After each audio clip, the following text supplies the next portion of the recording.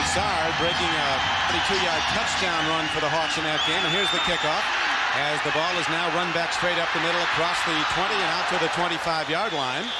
As the Chargers and their young quarterback Craig Wheelahan will start from their 25-yard line. We welcome those of you who watched the Miami Dolphins beat the Gary Brown, a comeback story, didn't play football last year.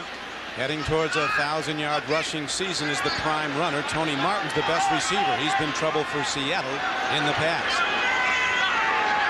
So it is now 2nd down and 10 for Wheelahan. And he goes straight ahead. Brown runs with the ball, and there's not a whole lot going on in the middle of the Seahawk defense, as the lead tackler was Cortez Kennedy. As you look now at the front four of Seattle, Sinclair a pass rusher, 2 huge tackles in Sam Adams and Kennedy, and Philip Daniels starts it in. Chad Brown having a Pro Bowl season at outside linebacker. Dean Wells and Moss also playing well. New starter at left corner, Jeremy Lincoln, in for the injured Sean Springs, the sensational rookie who is out after undergoing surgery on a thumb this past week. He could be out for an extended period. Wheelahan on 3rd and almost 9, and they'll get him back inside the 20. So they come with a rush, and 300-pound Sam Adams, number 98, crushed the pocket, Jim, and got there first. Well, one of the keys to the game today is protecting the young quarterback, Wheelahan. The Charger offensive line last week gave up 6 sacks to the Cincinnati Bengals. They've got to do a better job today. That was a very bad exhibition there protecting the quarterback. The Seahawks just came with 4 defensive linemen, no blitz, and they were on Wheelahan right now. Darren Bennett into punt. He hits the ball back from his 10-yard line. And the ball is fielded back at the 34-yard line. And here's a ball on the field. San Diego has it, and the Chargers could be headed for the end zone. The play will go as Greg Jackson, a veteran safety, and on the punt coverage team, returns it 41 yards. So the Chargers, who were stopped cold on offense in 3 straight downs, open the game with a sensational special teams Well, this play. is Ronnie Harris, the punt return player. The interesting thing is last week against Denver, he was returning a kickoff. He fumbled the ball. Denver picked it up and ran it in for a touchdown. This is 2 weeks in a row where Ronnie Harris has given up touchdowns because of his fumbling on returns. Big break for the Chargers. If they can get a lead in this game and give some help to Wheelahan, it'll make a big difference. Well, that gives them some help right there. A 7-0 lead to start it out on the fumble return. Greg Davis hits the point after. And so the Chargers, an underdog on their home field, take a 7-0 lead. The NFL on NBC is brought to you by Bud Light. If you want great taste that won't fill you up and never let you down, make it a Bud Light. By Volkswagen. On the road of life, there are passengers and there are drivers. By Northwestern Mutual Life. Have you heard from the Quiet Company? And by Jordan, where every product is built to the exact specifications of number 23. Back at San Diego, a shocker. Ronnie Harris, number 81. Fumbling the first punt of the game. It subsequently was run in by Jackson of the Chargers, 41 yards for a touchdown. Harris is still back. They kick, though, and here is Steve Broussard running it back for Seattle. He gets to the 20, breaks a line of pursuit, and gets out to the 24-yard line. 19-yard return as we take a look at the Seattle Seahawks on offense, led by Warren Moon, having one of his best seasons. There are his blockers. Williams in at left tackle today. Jones hurt. Derek Graham, a new starter at right guard. As the Chris Warren and the lone setback when they go with the 3 wide receiver set of Blades, Galloway, and Pritchard. They'll use multiple tight ends. Carl Lester Crumpler, the starter. They come out now with double tight ends. Power set, 1 setback.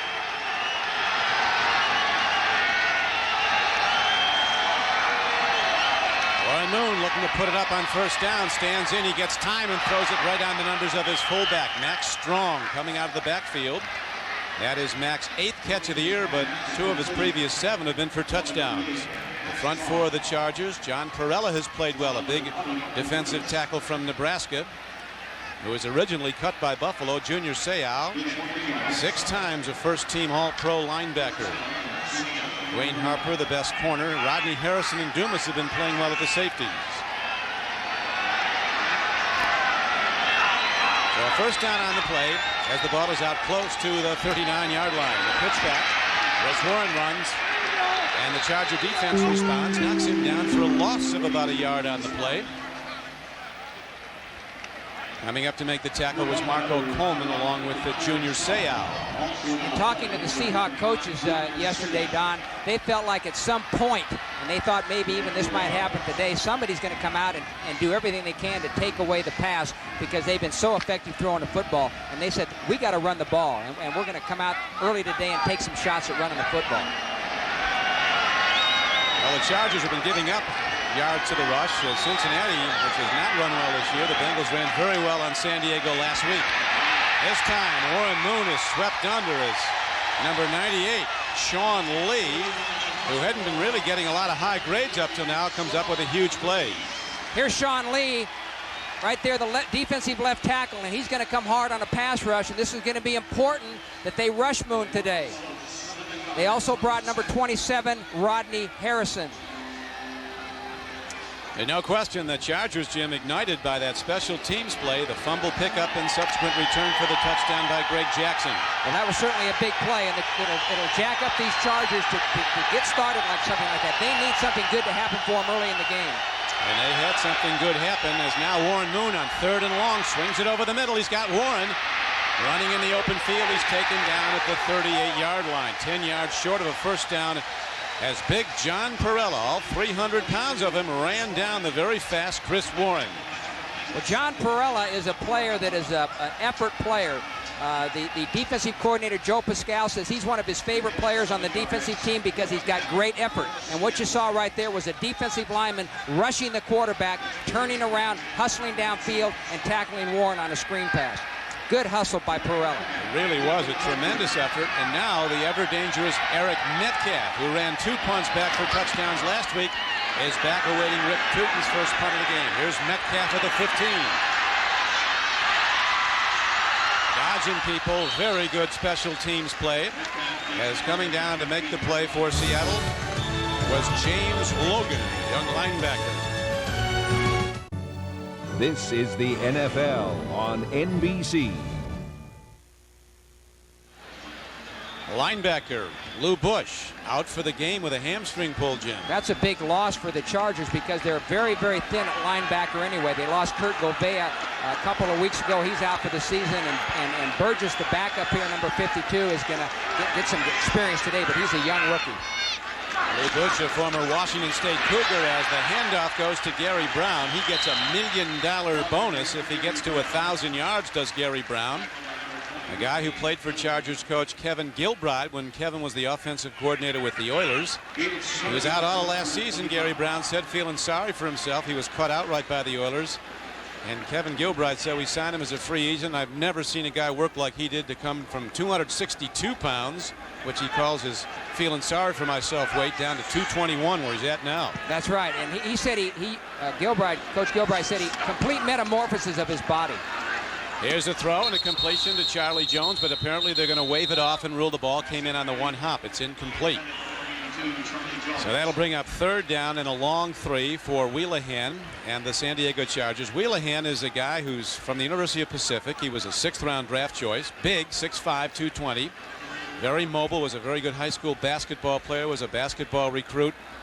And the big thing he might have going for him is teammates love the guy and they want to see him do well. They love the guy, plus he's loose. I mean, we talked to him yesterday and he didn't seem very nervous at all. He's a free spirit. He was laughing, he was joking, he was having fun, looking forward to the game today. He stands in now as the rush comes. Here's a throw and he makes the connection. A beautifully caught ball by Freddie Jones. The All-American tight end last year at the University of North Carolina makes a 33rd catch of the year, good for a 20-yard gain. Freddie Jones, the tight end, is their #1 draft pick, as you said. They think he's one of their most impressive young players, and he comes right down the middle right there. Jay Bellamy, the starting strong safety in place of Blades, was covering Jones on that play, and Jones beat him. And now an adverse development for the Seahawks as one of their great players, Cortez Kennedy, was shaken up and is being looked at.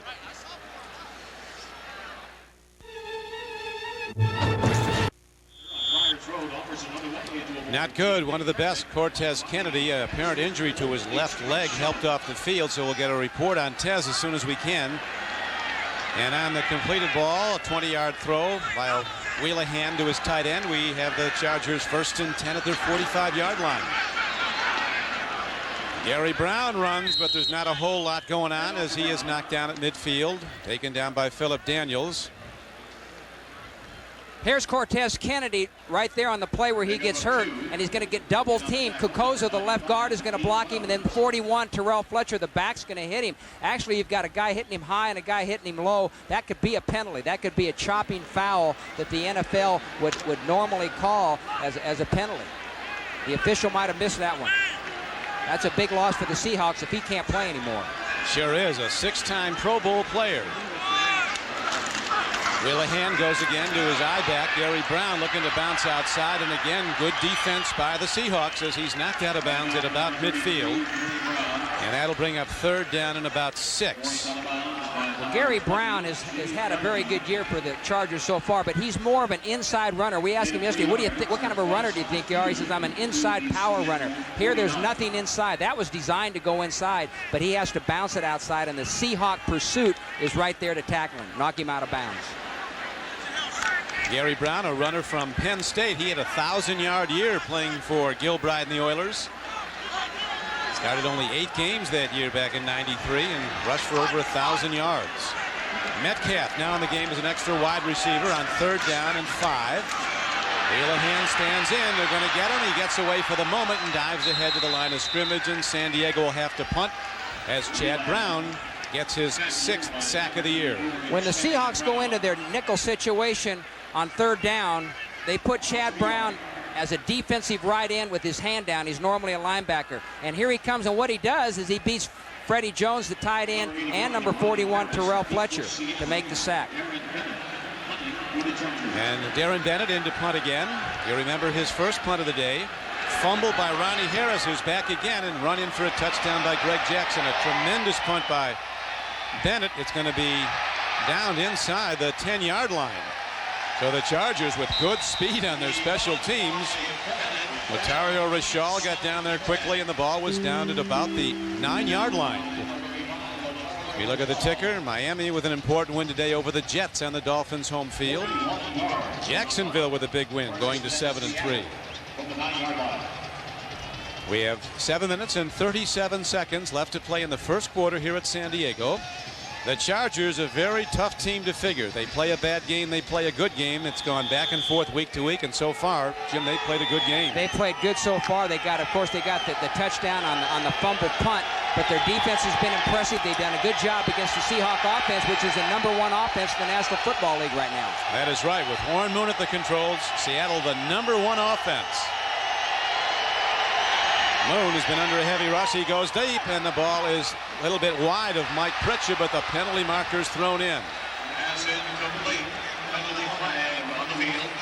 Karen Shaw, number 29, is the guy who was called for bumping, it looks like. Now it's going to be offensive pass interference. Apparently Pritchard Pass pushed interference, off. number 85 on the offense. Penalties declined. 2nd down. So it's all going bad for the Seahawks early. Well, on the right side of your scene, you're going to see Mike Pritchard going against Terrence Shaw. And what happened? You can see it. Pritchard pushes Shaw. He almost knocks him down. He pushes him. He pushes him with his hand. Hey, if you're going to push him good, hey, right? Push him good. If you're going to get called, you might as well make it a good one. That makes it 2nd down and 10 now for Seattle. Seahawks trailing 7-0 first quarter. They go to a draw, and Chris Warren is swept under. And it is amazing when you see the best football players in the world like these in the National Football League, how one play can ignite a whole football team. That special teams return of a fumble for a touchdown has really picked up the Chargers. That did there, and also that great punt by Bennett to put the Chargers back inside their 10-yard line.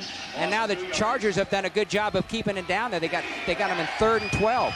So they're doing the job down here, the defense. And if they make them punt here, their offense is going to come in with good field position. So this is a key down for the Charger defense. And a pressure down for Warren Moon, who stands in the shotgun back at his 2-yard line. They come with a 4-man rush. Moon gets some time. He's running out of it. He's got to get rid of the ball to elude a safety. Now he just throws it away. Nobody to go to, as the pass rush generated good pass coverage.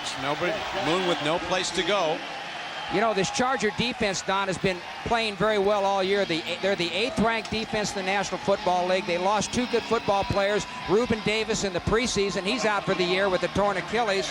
And Kurt Gouveia, their starting middle linebacker. But they have played well in spite of these injuries. There's Joe Pascal, the defensive coordinator, with the glasses and the headset there. They're number 3 in the league against the run.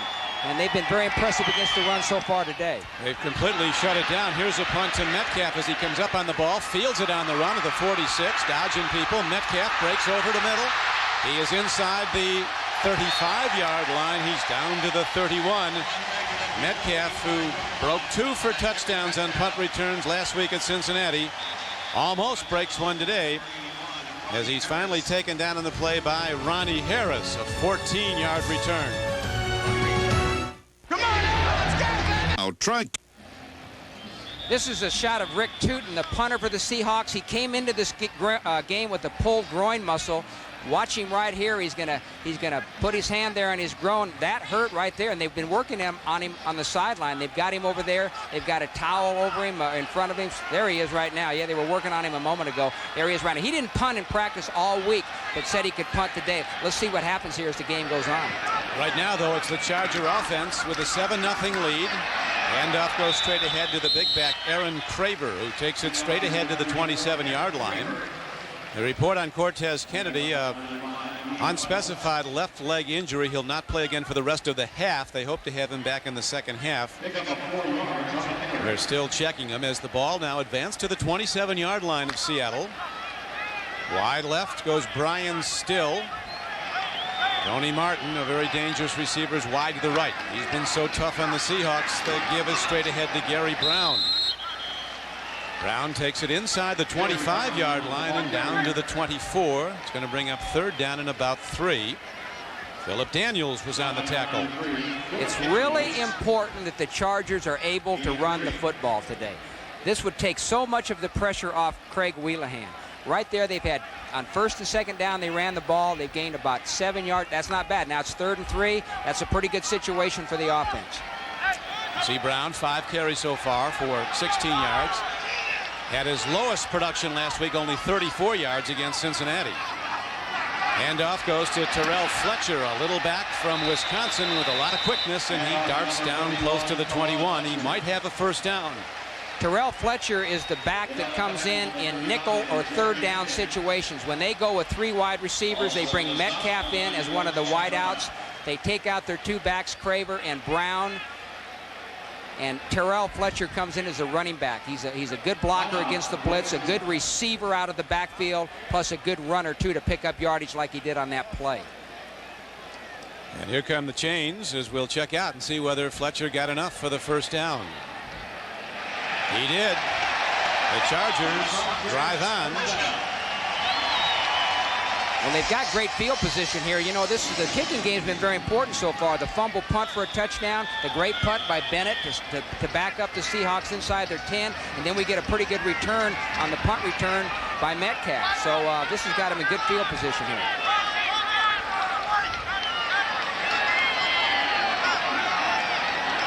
First down and 10, San Diego. Brown trying to cut back. Good open field tackle as Winston Moss, number 55, makes the stop. The red zone offense, that is inside your opponent's 20-yard line. San Diego, the least effective team this season in the NFL scoring touchdowns. Well, that's interesting. They are the least effective, Don, and the Seahawks defensively are one of the best inside the red zone. They are 3rd in the National Football League. So this is going to be a good matchup right here. If you go on past stats, the Seahawks defense should win. We'll see what Wheelahan can do against it now on 2nd down and 9. They give him some time. He cocks and fires. He's got a man. Tony Martin. He's down to the 9-yard line. 1st down Chargers. The nickelback Jay Bellamy brought him down, but there's an 11-yard gain on the play. And after getting sacked early, Jim, Wheelahan looks pretty good. Well, I was going to say, Don, so far, and the game is young, but Wheelahan has done an excellent job. He's kept his poise. He looks very calm and confident down there. He hasn't made any major mistakes, no fumbles, no mental errors. He looks like he's doing a heck of a job, and that was a key reception right there, key throw on his part. He throw for 11 yards and a first down, so it's 1st and goal. Larry Brown, the lone setback, cuts into the gap, and Brown powers his way down close to the 5-yard line. Winston Moss makes the stop. So the Charger offensive line, which has come under some criticism for a lack of consistent effort, fires out. Bobby Bether, the GM of the Chargers, he was openly critical of these guys, said sometimes they don't look like they want to play hard. But the thing is, Don, is they're a better run blocking line than they are a pass blocking line. They've had trouble protecting the quarterbacks, but they do a good job of blocking the run. That time they ran a trap with Isaac Davis pulling and being the trapper for Brown. It is 2nd and goal from just outside the 5. Wheelahan's thrown 4 times, has completed 2 for 32 yards. Here's a marker coming in, and we're going to have a procedure penalty apparently against the Chargers that'll set them back. Ball start. Number 89 on the offense, moving prior to the ball being snapped. 5-yard penalty is still 2nd down. Tight end Frank Hartley moved early, as we're told by referee Bernie Kukar. Hartley is the tight end on the left side of your screen, and he just moves before the snap. Now, sometimes when you've got a young quarterback in there, things aren't quite as smooth, or you're not used to his cadence. That's right. So this could be the reason why perhaps Hartley jumped off sides that time. Hartley was one of the key free agent acquisitions that the Chargers picked up this offseason. Wheelahan and the Chargers now go 1st and goal from the 10, or 2nd and goal. Wheelahan stepping in. He fires. He's got a man. This is Tony Martin, and Tony Martin is in for a touchdown. Tremendous run after catches. Wheelahan looking like he's been doing this for 10 years. Well, Kevin Gilbride told us yesterday that one of Wheelahan's strengths is his mobility. He said he's the most mobile of the 3 quarterbacks, Humphreys, Everett, and himself. And that time he was able to escape the rush. He had pressure from the outside. He was able to escape the rush, step up in the pocket, and make the completion for a touchdown. Wheelahan was a standout high school basketball player at Santa Teresa High School in Northern California. And really almost went to college to play that. Good mobility, good feet, and very athletic. The extra point by Greg Davis is up and good, so the Chargers go 31 yards in 7 plays. Wheelahan to Martin on the payoff end. Well, watch Wheelahan, and you'll see the pressure come from the outside, from the right side, from Chad Brown. But he steps up there, uses mobility, and hits Tony Martin for the touchdown. Man, that Martin, what a play. 4 guys had a beat on him. Yeah, that's a great play by Mora right there. Using his elusiveness, cutback ability, good quickness to get in the end zone. The Seahawks have got to do a better job of rallying around the ball and making the tackle before he gets in the end zone. One of the things Warren Moon told us yesterday was that what he really would advise Wheelahan was to be cautious, be poised early in the game, try to get through those first few series without anything disastrous happening, and then settle in and let the game come to you. Well, that's what's happened. He was swept under on a sack the first possession, and now he's really looking like an established veteran. Well, excuse me, Tom. He was such a fun guy to talk to yesterday. You know, there's a picture of Stan Humphries on the sideline with the hat, and I'm sure he's enjoying that. I'm sure he'd rather be in the ball game, but I'm sure he's rooting for Wheelahan there to have a good game today. But Wheelahan's such a fun guy to talk to yesterday. He was loose, and I think when you got a guy that's loose like he is and kind of a free spirit, it helps you in a situation like this. He didn't seem uptight to me at all. He said he was a little bit nervous. He was going to do some extra film study, but he didn't seem very uptight. High spinning kickoff as Broussard will catch the short kickoff. He's a game breaker, Steve Broussard, looking to the outside, but finally he's taken down at the 25-yard line. 17-yard line by number 31, Steve Broussard. NBC tonight, a network television premiere movie. A killer virus has just invaded America, and we have 48 hours to stop it. We got 19 dead. We got 100 more infected. It's spreading like a brush fire. People are dying. After men behaving badly on NBC tonight. 1st and 10 Seattle at the Seahawks 25-yard line as Dennis Erickson's Hawks down by a 14-0 count with 2:06 to play in the first quarter. Warren Moon looking to get some back. Triggers a throw. Beautifully thrown and caught as he goes to tight end Carlester Crumpler. His 20th catch. Good for a 9-yard gain. Tackled by Rodney Harrison. We'll see Jacksonville next week, Jim. They're looking strong again as they go to 7-3. Big win over the Chiefs. Green Bay back on track. They're playing well now after Mike Holmgren gave them that week off. They're looking ahead to next year. Next year, if they keep playing good next year, he'll give them another week off when they have their bye. I think a lot of coaches might. That's true. Follow the leader. Warren Moon takes a look, fires again. The ball is dropped by Joey Galloway. Wide open, and Moon was right there. Galloway comes in with 42 catches, 5 for touchdowns. He burned the Chargers in that first game. Here's Galloway there, but he's going to run a little curl route to the inside for trying to get the first down. And what the Seahawks coaches told us yesterday was they were not happy with the way they played last week against Denver. They said they were very inconsistent both on offense and defense. And one of the things that they didn't do well was they dropped too many passes. Their receivers had balls right in their hands, and they dropped the ball. And it's Kevin Mawai, the Seahawks center, who's down. So the Seahawks lost Cortez Kennedy with a leg muscle injury in the first half, or it hasn't been specified just what the injury is. They're hoping to have Cortez back. Right now, a timeout on the field. 5:57.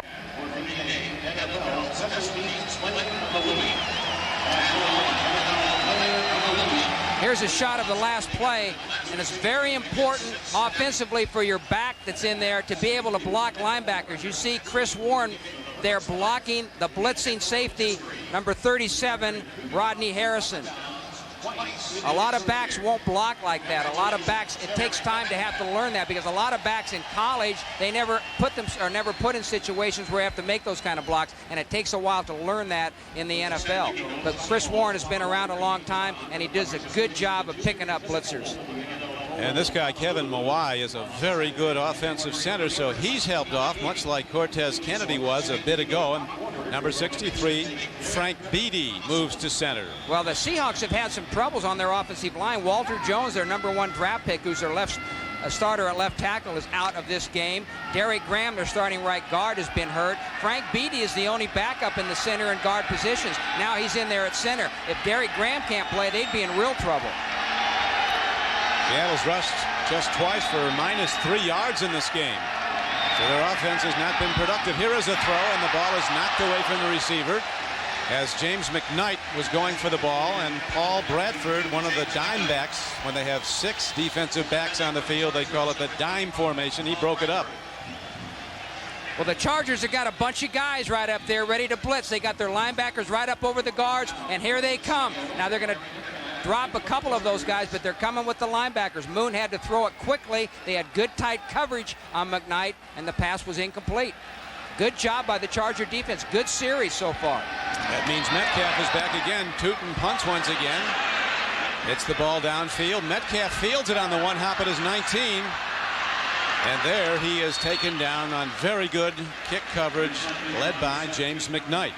Don, that was a real poor punt by Tootin. Right now he is limping as he jogs off the field, and he is definitely hurting from that pulled groin muscle, and it's going to affect his punting today. It was a poor result in his leg, but actually the punt was for 49 yards. Yeah, but a good bounce, you know, but yeah. No hang time, very low, no hang time. And when you don't have hang time, you don't give those offensive players time to get down there and be in position to make the tackle. Whatever's fair, huh? You get a good bounce. He is obviously hurting. Yeah, Look at him limping there in the sideline. He's just walking around and he's limping. San Diego has beaten Seattle the last 6 times they've played here. And off as Gary Brown breaks it for the moment. First down carry. He bowls ahead for a gain of 8 yards as Brown now approaching 700 yards rushing for the season. Well, one of the places that is tough to run on the Seahawks is right up the middle because of guys like Cortez Kennedy, Sam Adams, and Dan Saliamua. But right there, that Charger offensive line, Kokozo, McKenzie, and Isaac Davis are knocking them off the football. The Seahawks have been allowing over 131 yards a game rushing to the opposition over the last 5 weeks. That's a lot. There's a handoff, a cutback move, and it'll be good for a first down as Gary Brown takes it ahead for about 2 yards. Kevin Gilbride said our team really follows what our offensive line does. When they play well, we win. When they don't play well, we don't. Yeah, he said and the problem, they've been very inconsistent. When they have played well, they've won the football games. And there's been other games where they've just stunk up the joint and they've lost. But here they're really doing a good job running the football. They picked up a 10 yards there on 2 running plays. And that'll do it for the first quarter. You're watching the NFL on NBC, where the Chargers lead 14-0. See Stan Humphries smiling. Boy, a week ago, he was taken off the field with his 3rd concussion in less than 2 years. Right. 2 in 18 days. 18 days, yeah. And that's one of the problems. When you've got 2 in a short period of time right there, that's one of the worst things that can happen, and that's one of the problems right now. Wheelahan sprints out, buys some time. He cocks and fires, and he gets his man downfield. What a pass-catch play as he gets the ball to Brian Still for a 15-yard gain. Humphries was lost for at least a month last week when he suffered his 2nd concussion in 3 weeks. On this hit by Cincinnati rookie linebacker Reinhard Wilson, it was Humphries' 4th concussion in the last 23 months. And I'll tell you, these guys in this league now, Jim, the injuries come when they drive them into the turf. It's not the hit. It's 250 and 300-pound guys driving the quarterback into the turf. Yeah, and the NFL film fined Reinhard Wilson this week for that hit, and I think it's because he didn't let up after he got him down. He drove him right into the turf, as you said. The NFL does everything possible to try to protect the quarterbacks, but their legal hits, you can't do much. Here is a throw and a catch, and it's Gary Brown out to the 44-yard line. Big play for the Patriots a moment ago. Let's go to Greg Gumbel to find out about it. All right, Don, at Buffalo. After a Buffalo field goal, the kickoff to New England rookie Derek Cullors out of Murray State. He will scoot 86 yards for his first National Football League touchdown. No chance of catching him from behind with the extra point. The Patriots grab a 7-3 lead on the Buffalo Bills. Second quarter now, Don. Here in San Diego, it's 14-0. Chargers with the lead, and the ball is on 2nd and 11. They go to Gary Brown for a short gain, knocked down by the middle backer Dean Wells. You know, back to Humphries, Don, I had a very nice conversation with him at their practice facility on Friday, and he is very concerned. He said in previous concussions, it's been just matter of fact that he's coming back. Right now, he's given it some long, hard thought as to whether or not he wants to play football again. The doctor said he can't play for a month. When he quits having headaches, he's still having headaches, so that's going to be quite a while. Plus, the 2 concussions in 18 days has made this a very, very tough situation for him. And he is a tremendous player and competitor as the throw goes to Jones for a gain of about 8 yards. It'll be, but it's short of a first down on 3rd and 9. Only Brett Favre has a better winning record of the starting quarterbacks in the NFL than does Stan Humphries. And what I found interesting in talking to Humphries, he said that that he wanted to talk to some other players who have had concussions, guys like Aikman and Steve Young, although he didn't want to bother Aikman and Steve Young during the season. He didn't want to put the thought of concussions in their mind. He wanted to talk to people like Chris Miller, the ex-quarterback for the Rams and the Atlanta Falcons, who's out of football because of a concussion. Merrill Hodge, the ex-running back for the Pittsburgh Steelers. Those are the people he wants to talk to, but at this point, he hadn't talked to anybody. But he's going to do that. He's going to take his time. He said that he would make a decision by the end of January as to whether or not he wants to continue to play in the National Football League. I personally, after talking to him, don't think that he's going to play. You have to respect whatever decision he makes, but you know, you want to think what's best for the Humphrey family, and it might be not to play again, good as he is. On 4th and short, the Chargers, after calling a timeout, discuss it and say, let's punt it. Wheelahan playing well, though. The first-time starter has hit 6 of 8 throws for 63 yards and a touchdown. There's Ronnie Harris. His fumble of the first punt of the game was quickly turned into a touchdown return by Greg Jackson and a 7-0 lead for the Chargers.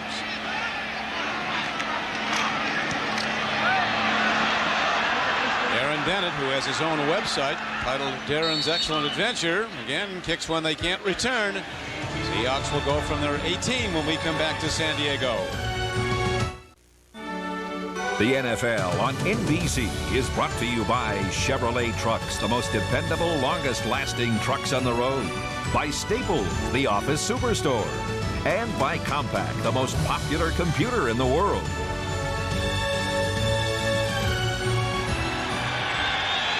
With Jim Mora, this is Don Criqui back at San Diego. Kevin Mawai is back in at center. He had a hyperextended knee. Cortez Kennedy's having an ankle x-rayed in the locker room, a sprained ankle. He's out until at least halftime. The Seahawks are the favorite, but they're down 14-0. The pitch back goes to Chris Warren. He breaks it. And Warren thunders into the secondary of the Chargers for a gain of 16 yards and a first down. Mike Dumas finally knocked him down, number 20. I talked to Joe Pascal, the defensive coordinator for the Chargers yesterday, and he said that he and his defensive team feared the running of Steve Broussard more than Chris Warren. Now, he likes Chris Warren. He thinks he's a heck of a back, but he says his defense responds more to the Warren type of a slider and a slasher than to the quick darter of a Steve Broussard. Broussard broke a 72-yard touchdown run against the Chargers when they met earlier this season. Swing pass taken by Chris Warren, and coming across to get him is Patrick Sapp, number 56, who oddly enough was a quarterback when he started playing college football at Clemson. You know, Warren Moon this offseason, of course, Warren Moon played for Kevin Gilbride when Kevin Gilbride was the offensive coordinator for the Houston Oilers. They became very good friends. They were neighbors in Houston. They lived 4 houses from each other. They carpooled together. Their kids played together. They went out to dinner together. And Warren thought very seriously about coming to the Chargers. And you can just imagine what the difference in these two teams right now had Moon been playing for the Chargers and the Seahawks not have Moon. Moon likes Gilbride so much that the Moons took the Gilbrides to the Pro Bowl 4 times in Hawaii. Here's a throw and a catch to Carlester Crumpler. It is good for a 12-yard gain, another first down. As Seattle starts to get some pass offense, Mike Dumas, the free safety, was on the stop.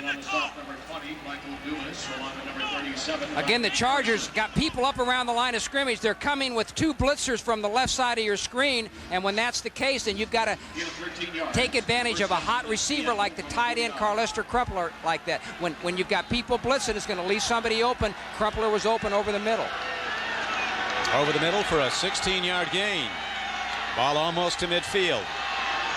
Moon trying to get his team back in it. Down 14-0. Triggers a quick throw near side. Fullback Max Strong breaks it. And he's inside the 35 and down to the 31-yard line.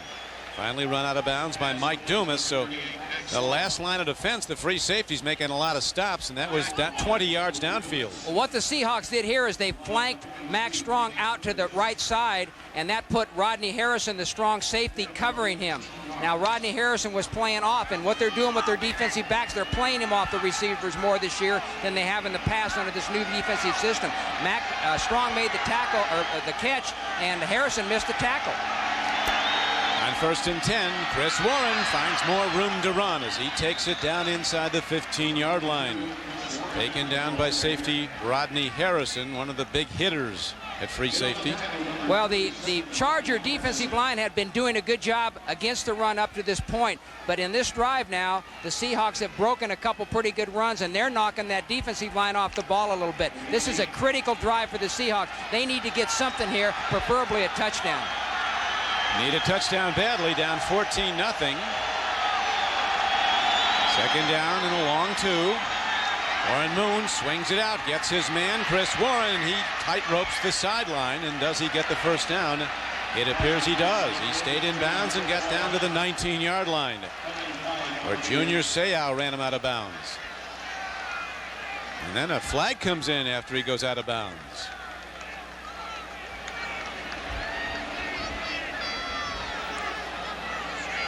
Terrence Shaw, one of the cornerbacks, kind of a late hit.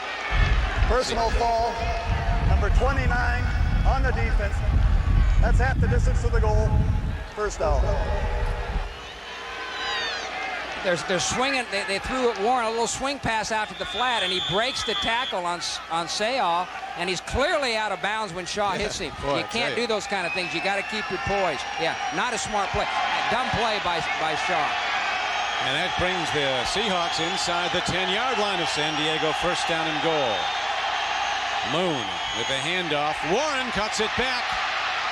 And Warren, with all kinds of moves, puts the ball in the air. And is it live? It might be. It might be Chargers ball. Are they going to rule it down? Apparently they're going to rule the ball was down. And the play is ruled down. Ball hit the ground and came out. Well, there was actually nowhere to go for Warren to his right side. You've got Marco Coleman and John Perella over there doing a good job defensively, but he does a nice bit of running there by breaking it back to the left and picking up about 4 or 5 yards. He was definitely down before the ball came out. Good call by the official. It was not a fumble. Not a fumble. That was a good call. And that makes it 2nd down and goal, Seattle. Seahawks trailing 14-0. The pitch back. Broussard looking for somewhere to go, and he gets down only to the 3-yard line, a gain of about 1.5 yards. 2 defensive backs get him, Harrison and Bradford. Big House Ballard, the right tackle for the Seattle Seahawks, pulls out to the right side and leads the play there for Broussard. Stays on his feet. Big old guy stays on his feet. Knocks that Charger guy right on his back. One of the senior executives of the NFL, Joe Brown, is here pointing out, Jim, before the game that scoring in the league is the highest it's been in the decade of the 90s. The 42 points a game has been scored on the average in NFL games this season. And everybody likes that. They like to see points on the board. We could have some now as Moon rolls out. Takes a look. He's in trouble. Throws to the end zone, but he can't connect with Mike Pritchard. San Diego's Junior Seau, I think Moon had a foot out of bounds anyway when he threw the ball. Marco Coleman and Junior Seau putting the heat on. He was looking for Mike Pritchard, who's on the outside, and Dwayne Harper, the left corner for the Chargers, is doing a good job of covering him man for man there in the end zone. When you get down close like this, you don't have to worry about anybody beating you deep. You can be all over him. There he is. He's playing bump and run.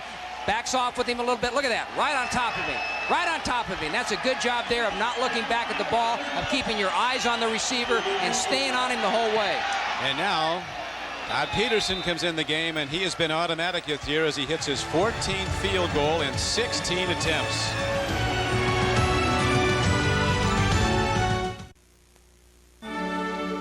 The NFL on NBC is brought to you by Domino's Pizza, delivering 1 million smiles a day. Call for a hot pizza now and you'll be smiling by halftime. The MetLife blimp is now celebrating its 10th year of providing aerial coverage of sporting events and television specials throughout the U.S. Combined, the blimps Snoopy 1 and Snoopy 2 have traveled over 600,000 miles since the program began. Todd Peterson kicks off. Running it back is Kenny Bynum, as he is hit hard at the 18-yard line, moves to the 19. James McKnight making another special teams play as the NFL on NBC continues.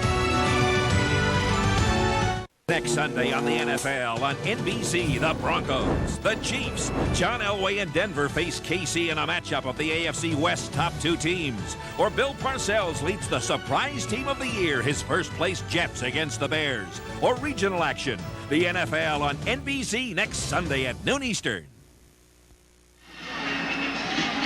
Craig Wheelahan in his 3rd year in the NFL, playing in only his 3rd NFL game. He was inactive for all 16. Called down to start because of the injury to Humphreys and to Everett, and he's done well. 6 of 8 throws completed, 63 yards total pass offense, 1 for a touchdown to Tony Martin, and he has the Chargers in a 14-3 lead over Warren Moon and the Seahawks. On first down, Wheelahan with another rollout, swings it out beautifully to Aaron Craver, who's running an open field, and Craver, a big back from Fresno State, takes it out to the 39-yard line. So Wheelahan with good play faking, Jim, buying time with the rollouts. This is a bootleg play, and he's going to fake the run here and come out to his right. And this was the very first play that they opened the game with that they were unsuccessful with. And what they're doing with Wheelahan is they're giving him easy plays to be successful at. A bootleg is a very easy play. It's an easy pass, it's a short pass, and he's taking advantage of this. Kevin Gilbride is doing a good job with his offensive play calling. I'm surprised teams don't use that bootleg more. It always seems to result in plus yards. With the mobile quarterbacks, it gets them out in the open as Gary Brown tries to run, doesn't get far. Wheelahan knows what it's like to be an underdog. When he played at University of Pacific, one year he said they had to go to Nebraska where they were taken out by the Cornhuskers 71-20.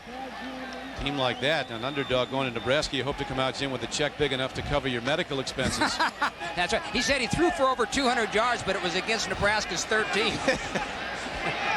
They called off the dogs as the game wore on. Second down, almost 12. Wheelahan, another throw, another completion. This one's to Frank Hartley. And for a gain of about 5 yards, Jeremy Lincoln runs him out of downs. The Chargers have, well, they were a Super Bowl team in '94. Wild card team in '95. Those under Coach Bobby Ross. Last year they slipped to 8-8 and missed the playoffs. We talked about the sense of urgency both these coaches talked about when we met with them yesterday. They've got to have this game to stay in the hunt. The Chargers are very much a team in transition right now. They've got about 24 new players I counted prior to the game from last year, and a new coaching staff. Wheelahan fires to Metcalf. It's good for a gain of 10 yards, almost 11, and another first down. This guy looked like a Pro Bowl player so far, and they're taking care of those pass blockers for the Chargers. Right, here's Chad Brown, number 94. The defensive right end, Von Parker, the left tackle, does a nice job. Gets a little hold right there, but that's you'll see that just about every play in the National Football League. Only holding if you get caught. That's right. Metcalf delivers the goods, and the Chargers march on, holding to a 14-3 lead as you see Wheelahan with 9 straight completions. Said in Ireland they call it Wheelahan, but here it's Wheelahan. Reverse. Here comes Charlie Jones down the near sideline, and little Charlie Jones from Fresno State is down inside the 30 for another first down. Another big gainer on the play, 17 yards. Well, this is a good call again by Gilbride. They're going to bring Charlie Jones around on a reverse. It's a double handoff. Wheelahan hands off to Brown. Brown's hands off to Jones. And Jones has got a clear running angle there. Clear running path. Raleigh McKenzie, number 63, the center, pulls out, makes a nice block right there in the open field, along with Isaac Davis. Good job by those offensive linemen getting downfield. They really moved out. Flo was downfield, and they got the blocks, and here is the handoff again. And Brown cutting back, and there's nowhere to go on the outside, so he cuts back in a between tackles slant run, gets him down inside the 25-yard line.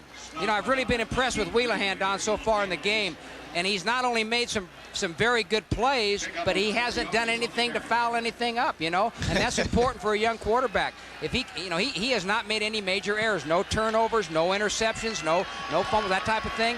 So he's not only not messing things up, but he's also making some good plays. On second down, we'll see what Wheelahan does. He takes the deep drop. Here comes the rush. He stands in, gets the ball away, throws it hard, but it's completed for a short gain to the very quick little receiver, Charlie Jones. Michael Sinclair, number 70, who has been a Pro Bowl player. He was putting the rush on. Right, he had Michael Sinclair coming in from the left side, his right side, and he just stays and look at him. He's not worried about the rush. He's not worried about Sinclair Daniels. He's focusing on that receiver. He doesn't get happy feet. He stands there tough in the pocket and gets a completion. It wasn't a long completion, but it was a completion. It was his 10th in a row as a completion. 10 completions in a row for the first-time starter. His Chargers lead the game 14-3 second quarter. Wheelahan takes a look, makes the connection. Terrell Fletcher working hard down inside to the 17-yard line. And he has another San Diego first down as we're down to the 2-minute warning with the Chargers in the lead 14-3.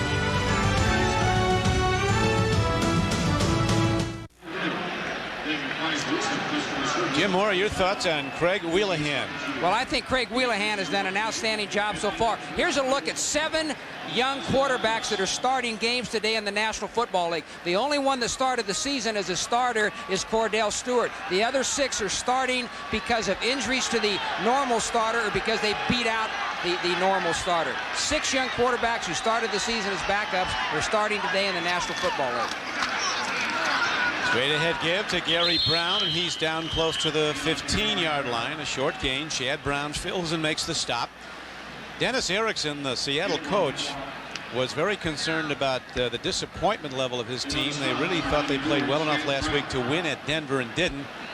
And he told his guys, we can't let it fester. We've got to move on. Marty Schottenheimer has a good approach to it. And win or lose, he has the 12 o'clock rule, doesn't he, Jim? At 12 o'clock Sunday night, you got to stop thinking about whether you won or lost and move on to the next game. That's right. You got to put the last game completely out of your mind. Win or lose, put it out of your mind, and get ready for the next one. If you let that fester, if you let a loss fester, if you think you're better than you are after a win, and you're continuing to celebrate into Monday and Tuesday and Wednesday, or continuing to feel down because you lost the game into Monday and Tuesday and Wednesday, then what it does is affects your preparation for the next game, and you don't play as well. Dennis Erickson told us yesterday that of all the games they played this year, this is the one that going in has worried him the most. He says he doesn't know why, because they had a good week of practice. He says it's just a gut feeling. It worried him. Well, an experienced winning coach. He had an interesting premonition maybe, because his favorite Seahawks are down 14-3, and here's Wheelahan throwing again, and somehow Tony Martin didn't see the ball, or maybe it just was too low to make a try on. Well, they had the rush on Wheelahan that time. Winston Moss, the linebacker for the Seahawks, was coming on a blitz. And again, Wheelahan handled the blitz pretty well, but I think he threw that a little bit low. Also, number 20, Jay Bellamy, the strong safety, was coming on the blitz, but the guy that gets to him first is number 55, Winston Moss, the linebacker. Greg Davis comes out. He's been very good. Has hit 20 of 25, as you see, coming in for the injured John Carney, who injured a knee early in the season, and Davis is right down the middle. The Chargers again build to a 14-point lead.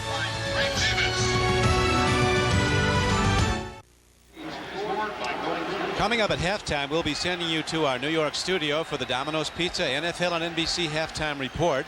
Greg Gumbel and company will get you caught up on all the action from this Week 11 of the 97 NFL season, coming up at halftime. Another thing Joe Brown from the NFL was talking about is that he thinks that the competition committee could review moving the kickoff line back to the 25-yard line. The kickoff returns have now dropped below 80%. They want as few touchdowns in the league as they can get. One of the most exciting parts of the game is run backs. This one goes out of bounds, so they'll start upfield. Well, when the ball was kicked from the 35 and initially from the 40-yard line, everybody was kicking it into the end zone for touchbacks, and there was no returns. And again, you know, as you said, one of the most exciting plays of the game is a kickoff return. So they've changed it back to the 30, and now they may go back to the 25. This will be interesting if they do that. It'll be like 100% returns if they do that. Follow the NFL online at MSNBCSports.com. Randy Cross looks at why the running game has been so dominant this season and gives his own view of the Jets quarterback situation. Plus, Gil Brandt discusses Barry Switzer and the Cowboys. You also can go online Tuesday, 8 o'clock Eastern, 5 Pacific, and chat with NFL NBC host Greg Gumbel. It's all on MSNBCSports.com. Pass incomplete, intended for number 85, Mike Pritchard. Wayne Harper covering on the play as they looked at a deep ball to Mike Pritchard. Dennis Erickson wanting to get something back now. His team down with 1:12 to go in the first half, 17-3. Well, the Seahawks are, with a little over a minute to go in the half, the Seahawks are in their hurry-up or two-minute offense, and the Chargers have their nickel or dime defensive people in the game. That last play, Greg Jackson, the dime back, blitzed off the left side. Warren Moon on 2nd and 10 makes a throw and a connection to Brian Blades. His 24th catch of the year, good for a gain of 9 yards. The Seahawks quickly into alignment without a huddle as we're now down inside a minute to play in the half. One of the things that Joe Pascal, the defensive coordinator for the Chargers, told me yesterday was that he's been concerned about the lack of pass rush they get from just their 4-down linemen, and he wanted to blitz more today. Handoff to Chris Warren. They get the first down on a 3rd and short to the 45-yard line. Warren Moon comes in with 61% completions. He's in for 14 touchdowns, has been intercepted 10 times, an 84 quarterback rating. He's been sacked only 12 times, once today. In the AFC West, Denver on a pair of punt return touchdowns by former Charger Darian Gordon leads 14-0 right now over Carolina. Broncos apparently en route to their 9th win. Kansas City a loser today at Jacksonville. So that was Good news for Seattle and San Diego is looks like Denver's going to win the division, though. You're going to have to come into this from the AFC West as a wild card. In many years, Jim, as you know, they've turned in 3 playoff teams in that one division. This might be the toughest division or the best division in the NFL right now. They have the best winning percentage. The AFC West has the best winning percentage in the NFL. Last year, through the whole 96 season, they ended up with the best winning percentage of any of the divisions in the NFL. Some recommendation. The one-loss column doesn't lie. Here is Warren Moon dropping to throw, and he fires over the middle, and it's incomplete. He was looking at Brian Blades, and the free safety Mike Dumas was right there on time to break it up. Dumas, a free agent acquisition, has been a very good player for the Chargers. Right, Michael Dumas was another player on the Charger team like Gary Brown that did not play in 1996. Both of these guys sat out the season because nobody wanted them, and they both come to San Diego, and they're starters and both very good players for the offense. Brown for the offense and Dumas for the defense. Dumas was a first-team All-American at Indiana University, was a high draft choice of the Oilers. Ended up out of football, as you mentioned, Jim, and now he comes back to have a very effective season for the Chargers. Well, one of the things that helped both Brown and Dumas was the fact that they both played for the Houston Oilers when Kevin Gilbride was the offensive coordinator there. So he knew both of these guys, and he knew what kind of players there were. Next Sunday, more exciting NFL action continues at 12 noon Eastern time with the NFL on NBC. Most of you will see the Seahawks go against the New Orleans Saints. Others will see the AFC West leading Denver Broncos face the Kansas City Chiefs or regional action. Check your local listings for the game in your area. That's the NFL on NBC next Sunday at 12 noon Eastern time.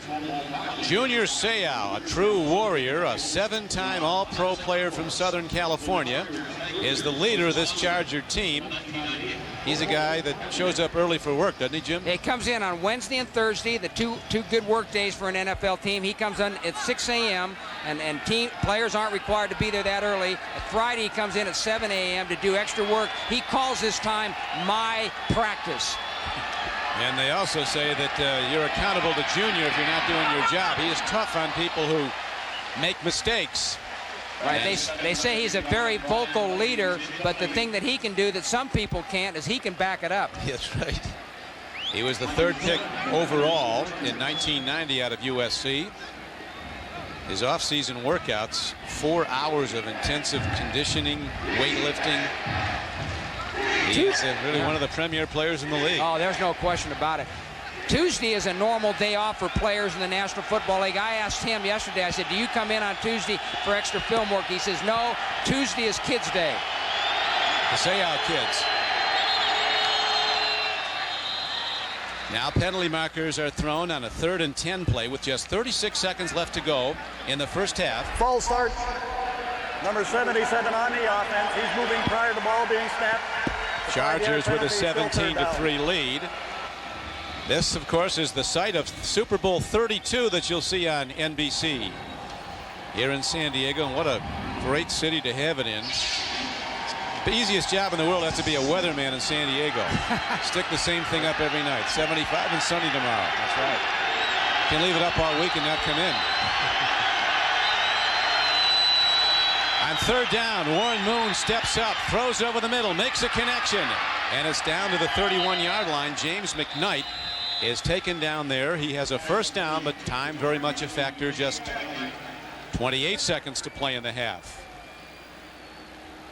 And McKnight might have been shaken up after he made the catch.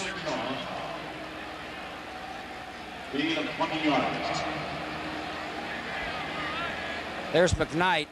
Split out to the left, and he's going to run it like he's running a takeoff, really putting the pressure on Terrence Shaw there, and then he stops and curls it up. Shaw's playing way deep. It's late in the half. All Shaw wants to do is not let them get in the end zone.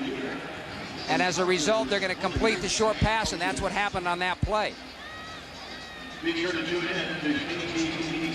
blitzed Seau on that play. They blitzed him quite a bit so far this half, and he's showing it right there. And House Ballard, number 75, the right tackle, does a nice job on him.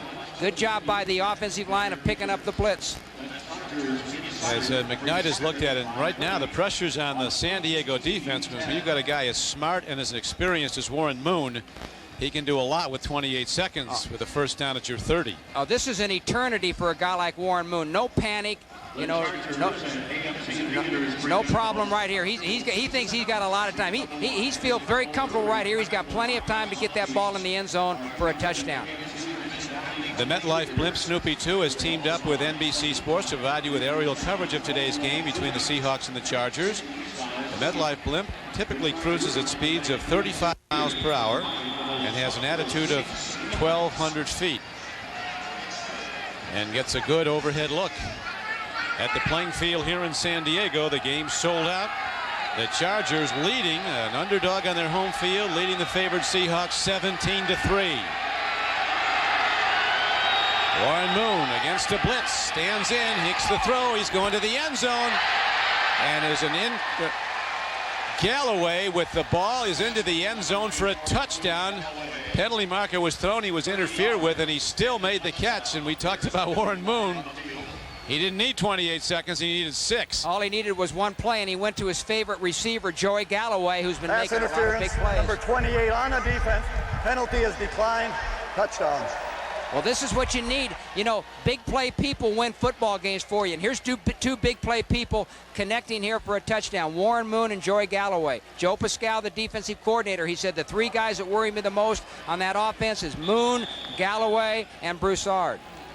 Galloway, he burned the Chargers in that first meeting, the 26-22 Seattle win. He caught 5 passes for over 100 yards, 1 for 53 yards and a touchdown. That was a 30-yard touchdown reception as the extra point is hit up and good by Todd Peterson, and all of a sudden the Seahawks, who were down 17-3, are right back in it, down by 7. This is Galloway, number 84. Dwayne Harper is covering him man for man. Galloway just runs a little post route there, a skinny post. Good coverage. He's all over him. Harper's all over him. That's an excellent throw and an excellent catch. That couldn't have been more of a perfect throw. It had to be right on the money for that to be completed. Good protection by the offensive line. Moon has all day to throw. Look at that throw, right between 2 defenders. There wasn't much margin of error on that throw. There was none, really. That was Joey Galloway's 6th touchdown reception of the season. And they're usually long distance, one of the fastest players in the NFL. Warren Moon throwing for his 15th touchdown of the year. One of the things about Moon, you know, that everybody on that Seahawk team tells you, he said he's always very confident and very poised. And here's a situation late in the half, 20-some seconds to go. No problem, no sense of panic, very poised, very confident, throws it in there for the touchdown. And he, of course, Jim, has been working with Joey Galloway during practice. He wants Joey to go as hard as he can on the practice field, so the synchronization is there on Sunday. That's exactly right. They had some problems earlier in the year with that, but it seems to be getting straightened out and a lot better now. The kickoff is down to the 24-yard line, so Wheelahan and the Charger offense has just 18 seconds to work with. Yeah, I would guess at this point that they wouldn't ask Wheelahan to do anything drastic. They'll probably let him kneel down and go in at halftime with the lead. I'd let him fire away. The guy completed 11 in a row at one point. Yeah, but they were all pretty short. They got a long way to go here. Well, we'll see. They have a good long-range kicker in Greg Davis. Let's see. It'll be fun to see what Gilbride lets Wheelahan do here. He's just going to kneel. Yep, they're in the protect pattern. The coach is right again. They take their winnings and go to the locker room. What was a 14-point lead twice is down to 7 at the half. So Wheelahan, a job well done, but Seattle rallying back in the closing minute of the first half. So the San Diego Chargers now have a 17-10 halftime lead. We'll be sending you to New York on the Domino's Pizza NFL and NBC halftime report. But first, we have these messages from your local station. This is the Domino's Pizza NFL on NBC halftime report, brought to you by Domino's Pizza. Domino's, delivering 1 million smiles a day. Hey, he's Sam, he's Chris, I'm Greg. Welcome back, everyone. Let's run down the scores and highlights for you as we have them now, beginning with the game in Buffalo at Rich Stadium. The Bills trailing the New England Patriots by a score of 17-3 in a game in which the winner of this game will jump into a tie for first place in the AFC East, and it looks like the New England Patriots have rediscovered themselves. Yeah, but when you look at the score, you say, oh, it's just an easy game for the Patriots, but Buffalo was up 3-0, and it really looked like this was going to be another one of those classic 9-6 kind of Buffalo games, and all of a sudden Derek Cullors returns a kickoff the entire way, and all of a sudden a struggling defensive secondary wakes up for New England. Drew Bledsoe starts making plays. Curtis Martin, who was struggling, starts making plays. If the Patriots get this season turned around, they may look back to this Derek Cullors return as the reason why. All right, in Denver, the Denver Broncos with a 17-0 halftime lead on the Panthers. Two big punt returns by Darian Gordon in this game of 82 and 75 yards for touchdowns. In Tennessee, the Oilers lead the Giants 10-3 at halftime. In San Diego, a touchdown pass by Warren Moon. First touchdown of the day for the Seahawks just before halftime. The Chargers with a 17-10 lead. In Oakland, the New Orleans Saints don't have a point on the board against the worst defense in the league. The Saints haven't scored a point since the 12th of October. They trail the Raiders 10-0. Earlier today in Miami, the Dolphins knocked off the AFC East leading Jets 24-17. Glenn Foley starting at quarterback in place of Neil O'Donnell for New York. 7-3 Miami in the second. Foley scrambles, finds tight end Kyle Brady. This is an 18-yard touchdown pass, and the Jets lead 10-7.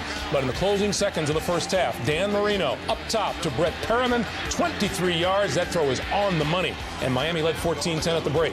Third quarter now, Miami's first possession. Kareem Abdul-Jabbar, his second touchdown of the game, 21-10 Dolphins. 24-17 in the fourth, 4th and 5. Foley to Wayne Krebet, enough for the first down, but it is ruled no catch. The official claimed the ball hit the ground. Bad call. Glenn Foley's protest to no avail. Jets driving with under 2 minutes to play now. Foley's pass picked off by George Teague. Miami wins it by a score of 24-17. So the race in the AFC East tightens up considerably. Miami and New York at 6-4. The winner of New England Buffalo will also be 6-4, and the winless Colts bringing up the rear. This is a tough loss for the Jets and a good one for Miami.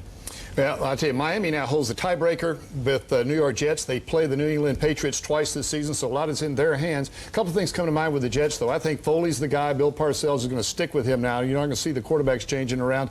And also, Dan Marino had a running game. Kareem Abdul-Jabbar, balanced offense, look out. 103 yards on the ground today for Kareem Abdul-Jabbar. In Jacksonville, the Jaguars rolled over the Chiefs 24-10. That's Tony Baselli, offensive lineman for Jacksonville, out with a sprained ankle. They didn't need him. 7-0 Jacksonville in the second. Mark Brunell to Jimmy Smith over the middle, who takes off for the longest play from scrimmage in Jaguars history. 75 yards. Dale Carter will drag him down at the 1, but it only delayed the inevitable. One play later, James Stewart went over for a touchdown, 14-0. 24-10 in the fourth. Rich Gannon starting in place of injured Elvis Gerbach for the Chiefs took a beating. He was sacked 6 times, twice by Clyde Simmons. The Jaguars' home winning streak is now 11. They are 7-3 on the year. They knock off the Chiefs today 24-10. In Dallas, the Cowboys beat the Arizona Cardinals 24-6 to go to 5-5 on the year. Tough day for Jake Plummer. Dallas sacked him 8 times before he was pulled in the fourth quarter. 3-3 tie in the second. Troy Aikman to Herschel Walker, 11 yards, and a 10-3 Dallas lead. 17-6 Dallas in the third. Emmett Smith, the handoff up the middle for 5 yards, and the Cowboys go to 5-5. The Cardinals fall to 2-8, 24-6 the final score. In Green Bay, the Packers struggled before beating St. Louis today 17-7. Rams starting quarterback Tony Banks forced out with a strained back. In comes Mark Rippon. Rippon, 4 or 5 passes on his first drive, setting up Lawrence Phillips for the 7-yard run. The Rams are within a field goal at 10-7. But in the fourth quarter, first play, 3rd and goal, Favre looks for an open receiver, can't find one, finds the end zone instead from 7 yards out. His first rushing touchdown of the season. That's 24 straight wins at Lambeau Field for the Packers now. They've won 5 straight. They're 8-2. 17-7 is the final. In Minnesota, the Vikings have won their 6th in a row. They beat the Bears 29-22. In Atlanta, the Tampa Bay Bucks go to 7-3 with a 31-10 win over the Falcons. In Washington, the Redskins are 6-4. They beat the Detroit Lions today 30-7. And in Indianapolis, the Colts are still winless. They are 0-10. The Bengals win at 28-13. Time now for the second half of the Seahawks and the Chargers. We send you back to Don Criqui and Jim Mora.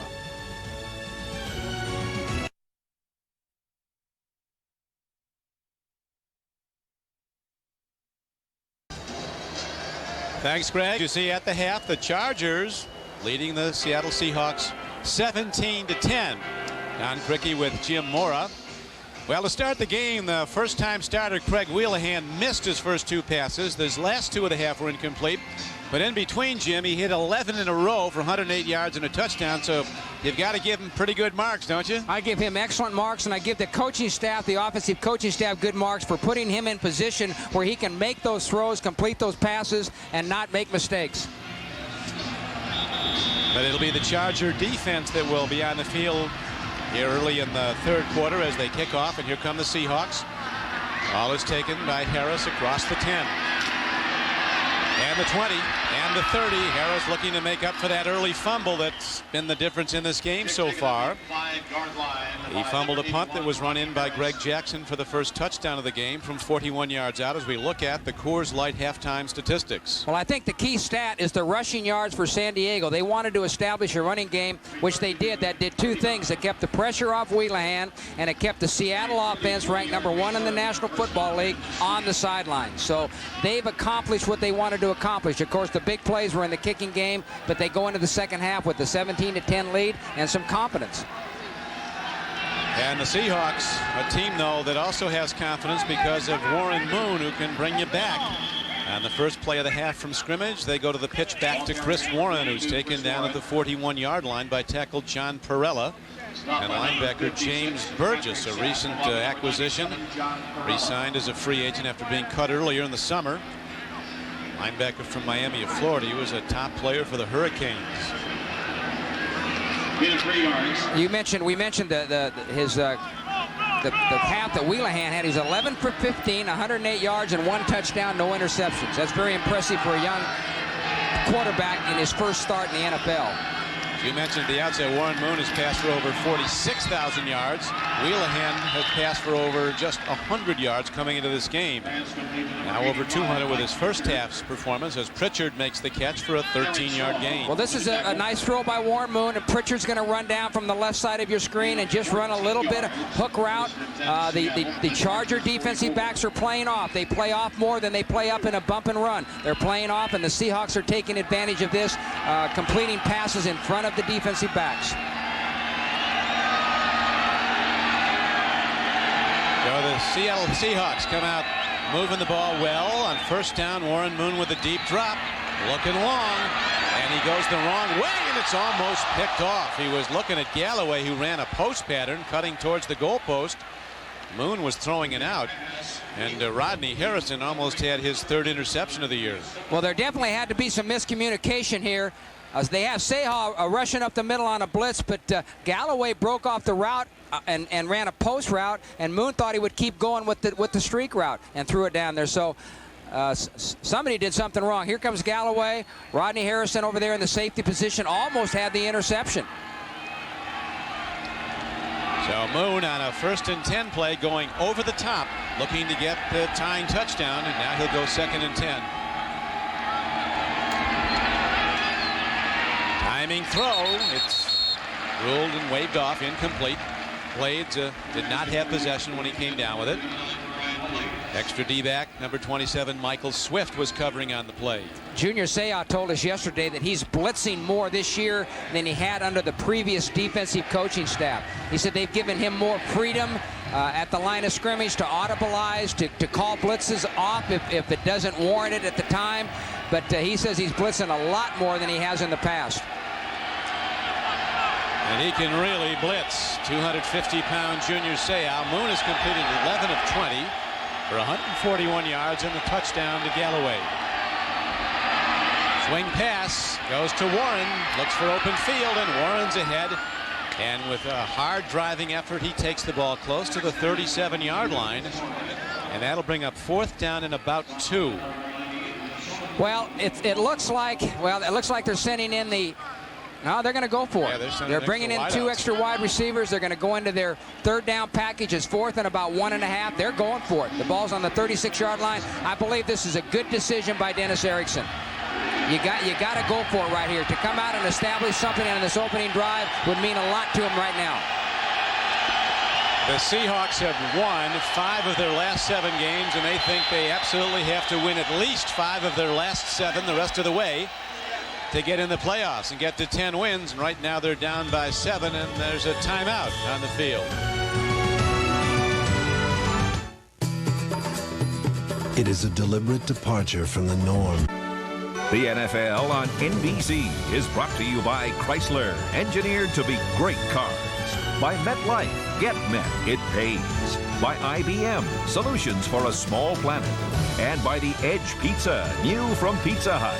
Have you been to the Edge? People say that Warren Moon is not a holler guy, that he keeps his poise and is calm, cool, and collected. Right here, he's yelling at either Galloway or Blades for not being lined up correctly, and they had to take a timeout. 4th down. Moon throws and makes the connection to James McKnight. 1st down, Seahawks to the 29-yard line. Paul Bradford bangs him out of bounds. Well, Dwayne Harper, the starting left corner for the Chargers, is out with a strained hamstring. Paul Bradford, number 25, is taking his place, and they took advantage of him right there with McKnight running a quick out for the 1st down. The Seahawks came in as a favorite, but they have lost their last 6 games here in San Diego. They're trailing now 17-0. This extended opening drive of the 3rd quarter. On 1st down, Chris Warren tries the middle and doesn't get a whole lot. Turnovers killed the Chargers last week at Cincinnati. They turned the ball over 3 times in the 2nd quarter that led to 21 Bengal points. Chargers haven't turned it over today. Only turnover was the fumbled punt by Ronnie Harris. Well, on that last play, they blitzed Michael Dumas, the free safety, and they brought him right up into the gap where Chris Warren was running the football. So that was a good guess by the defensive staff for the Chargers. Sometimes you have to guess with the complex multiple offenses being thrown at you. On 2nd down and 8. Warren Moon takes a look. They almost get him, and he's got too much lead on the throw intended for the super fast Joey Galloway. What happened there was the Chargers again had a blitz on. They brought Greg Jackson, who plays their dime position. He's coming from the right side. In that position there, he gets right by Grant Williams, the right tackle. He puts a little heat on Warren. Warren had to throw quickly, and it was not a good throw.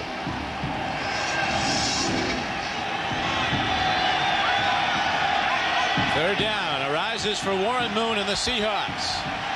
11:14 to play, 3rd quarter. Moon stands in, throws hard, makes the connection. And it's going to be good for a 1st down to the 18-yard line. Beautifully executed. Brian Blades turning back at the ball. A gutty receiver who will go into traffic makes the play. This is a nice play by Warren Moon. You're going to have Brian Blades coming in from the left side. He started in motion and runs a crossing route. There's nobody there in the zone coverage to pick him up, and Moon hits him for the 1st down. That's a big, big 1st down for the Seahawks. 3rd down conversion. That's real big, and it gets them down inside the 20-yard line. Moon to Warren. And we just got an unfortunate report for the Seahawks. Cortez Kennedy, the x-ray showed, has a fractured left ankle. We've not been told yet how long he's projected to be out. That can be for the season. That could, yeah, it could be for the season. Normally, with a broken bone, it's a 6 weeks injury, and if it's a normal fracture, nothing, it's not something a little bit more minor than that, but a normal fracture, and he could definitely miss the rest of the regular season. 2nd down and 10. Moon fires hard to Galloway. It skips off his hands. As Moon, despite the many miles on his right arm, still has one of the best fastballs in the NFL. They put Warren in motion and they emptied the backfield. There was nobody in the backfield behind Moon, and he's trying to man up Galloway on number 25, Bradford. Galloway had him beat by a step, but Moon throws it just a little bit high. Very similar play to the pass that they scored a touchdown on right before the end of the 1st half. That time Moon was off a little bit, just a little bit too high. 3rd down. Seahawks need 10, trailing by 7 early in the 3rd quarter. Fire. There is an open man. What a beautiful pass-catch combination. He's not into the end zone, Brian Blades, but he's down to the goal line, inches from the goal line, and it will be first and goal from point-blank range. The best pass play of this day. Well, again, they're working on number 27, Michael Swift, and this is an excellent throw by Warren. Again, not much margin for error. Oh, look at the You catch. really can't fault the coverage by Swift right there. But it's an excellent catch and an excellent throw. Blades makes a nice catch on that play. He literally caught the ball around the guy's arm, the defender. He really had to adjust and reach back a little bit for the ball, which really should have made it easier for the defender. Chris Warren is the I-back. He could be the guy. Chris Warren, he's in. And the Seahawks are within an extra point of tying the game. The handoff to number 42, Chris Warren. So all of a sudden, the Chargers' 14-point lead is down to a single point, and that will probably go with the next swing of the foot by Todd Peterson. Well, obviously, Don, when you're the #1 offensive team in the National Football League, you're never out of a ball game. That touchdown that the Seahawks scored right before the end of the half was really critical. They come out this in the second half, this opening drive, go right down the field for a touchdown. And right back now, tie score is going to be a tie score, 17-all. A 13-play drive to open the third quarter that ate up 6 minutes of clock. Extra point is up and good. So we're tied up at San Diego with 9 minutes to go in the third quarter as the NFL on NBC continues. Next Sunday on the NFL on NBC, the Broncos, the Chiefs, John Elway and Denver face KC in a matchup of the AFC West top 2 teams. Or Bill Parcells leads the surprise team of the year, his first place Jets against the Bears. Or regional action, the NFL on NBC next Sunday at noon Eastern. Chris Warren took it in from less than a yard out. The extra point was good, and the San Diego Chargers' 14-point lead has gone. It's a tie game. The kickoff comes downfield. There is Kenny Bynum. He's a rookie running the ball back for San Diego, and he's taken down at the 16-yard line. Very good special teams play, leading the tacklers downfield. For Seattle was Eric Stokes. There to the left is the governor of California, Pete Wilson, with the binoculars on the field, is the general manager, Bobby Beathard. And there's Alex Spanos in the middle, the owner of the San Diego Chargers. Quite a success story. Worked for his dad in a bakery, was making $40 a week. Married with a child. He said, Dad, I can't keep going on $40 a week. Bob said, that's all we can give you. So he quit, went out on his own. Here he is, the owner of the San Diego Chargers, one of the country's biggest construction businesses also. I believe he started out, when he started his business, he started out as a caterer. Yeah, he did. Yeah. And he made a good decision there. But, you know, a real enterprising guy and a tough guy, a hard worker, and a competitor. They say he's a tremendous competitor. He loves to see this team win, and it really hurts him when they lose.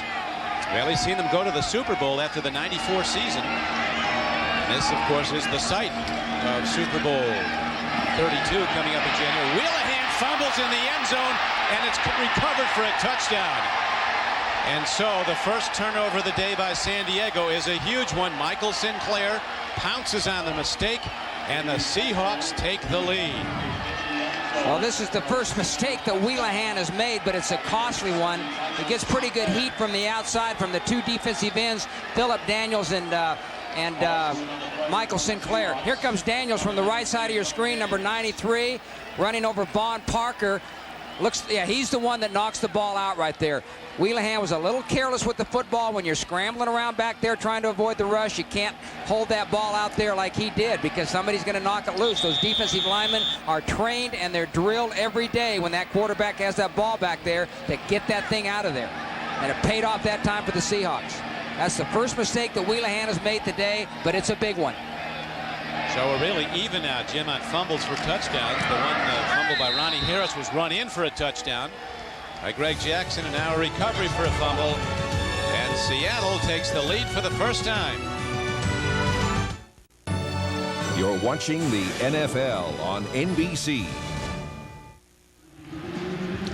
Stan Humphries out with a concussion. It's for sure. He hasn't given Wheelahan the time of day. He hasn't been near him the whole game. You know, you'd think in a situation like this with a young quarterback like Wheelahan starting his first game, coming off of after a bad mistake like that maybe Humphries would go over and offer him a word of encouragement. But he didn't do that.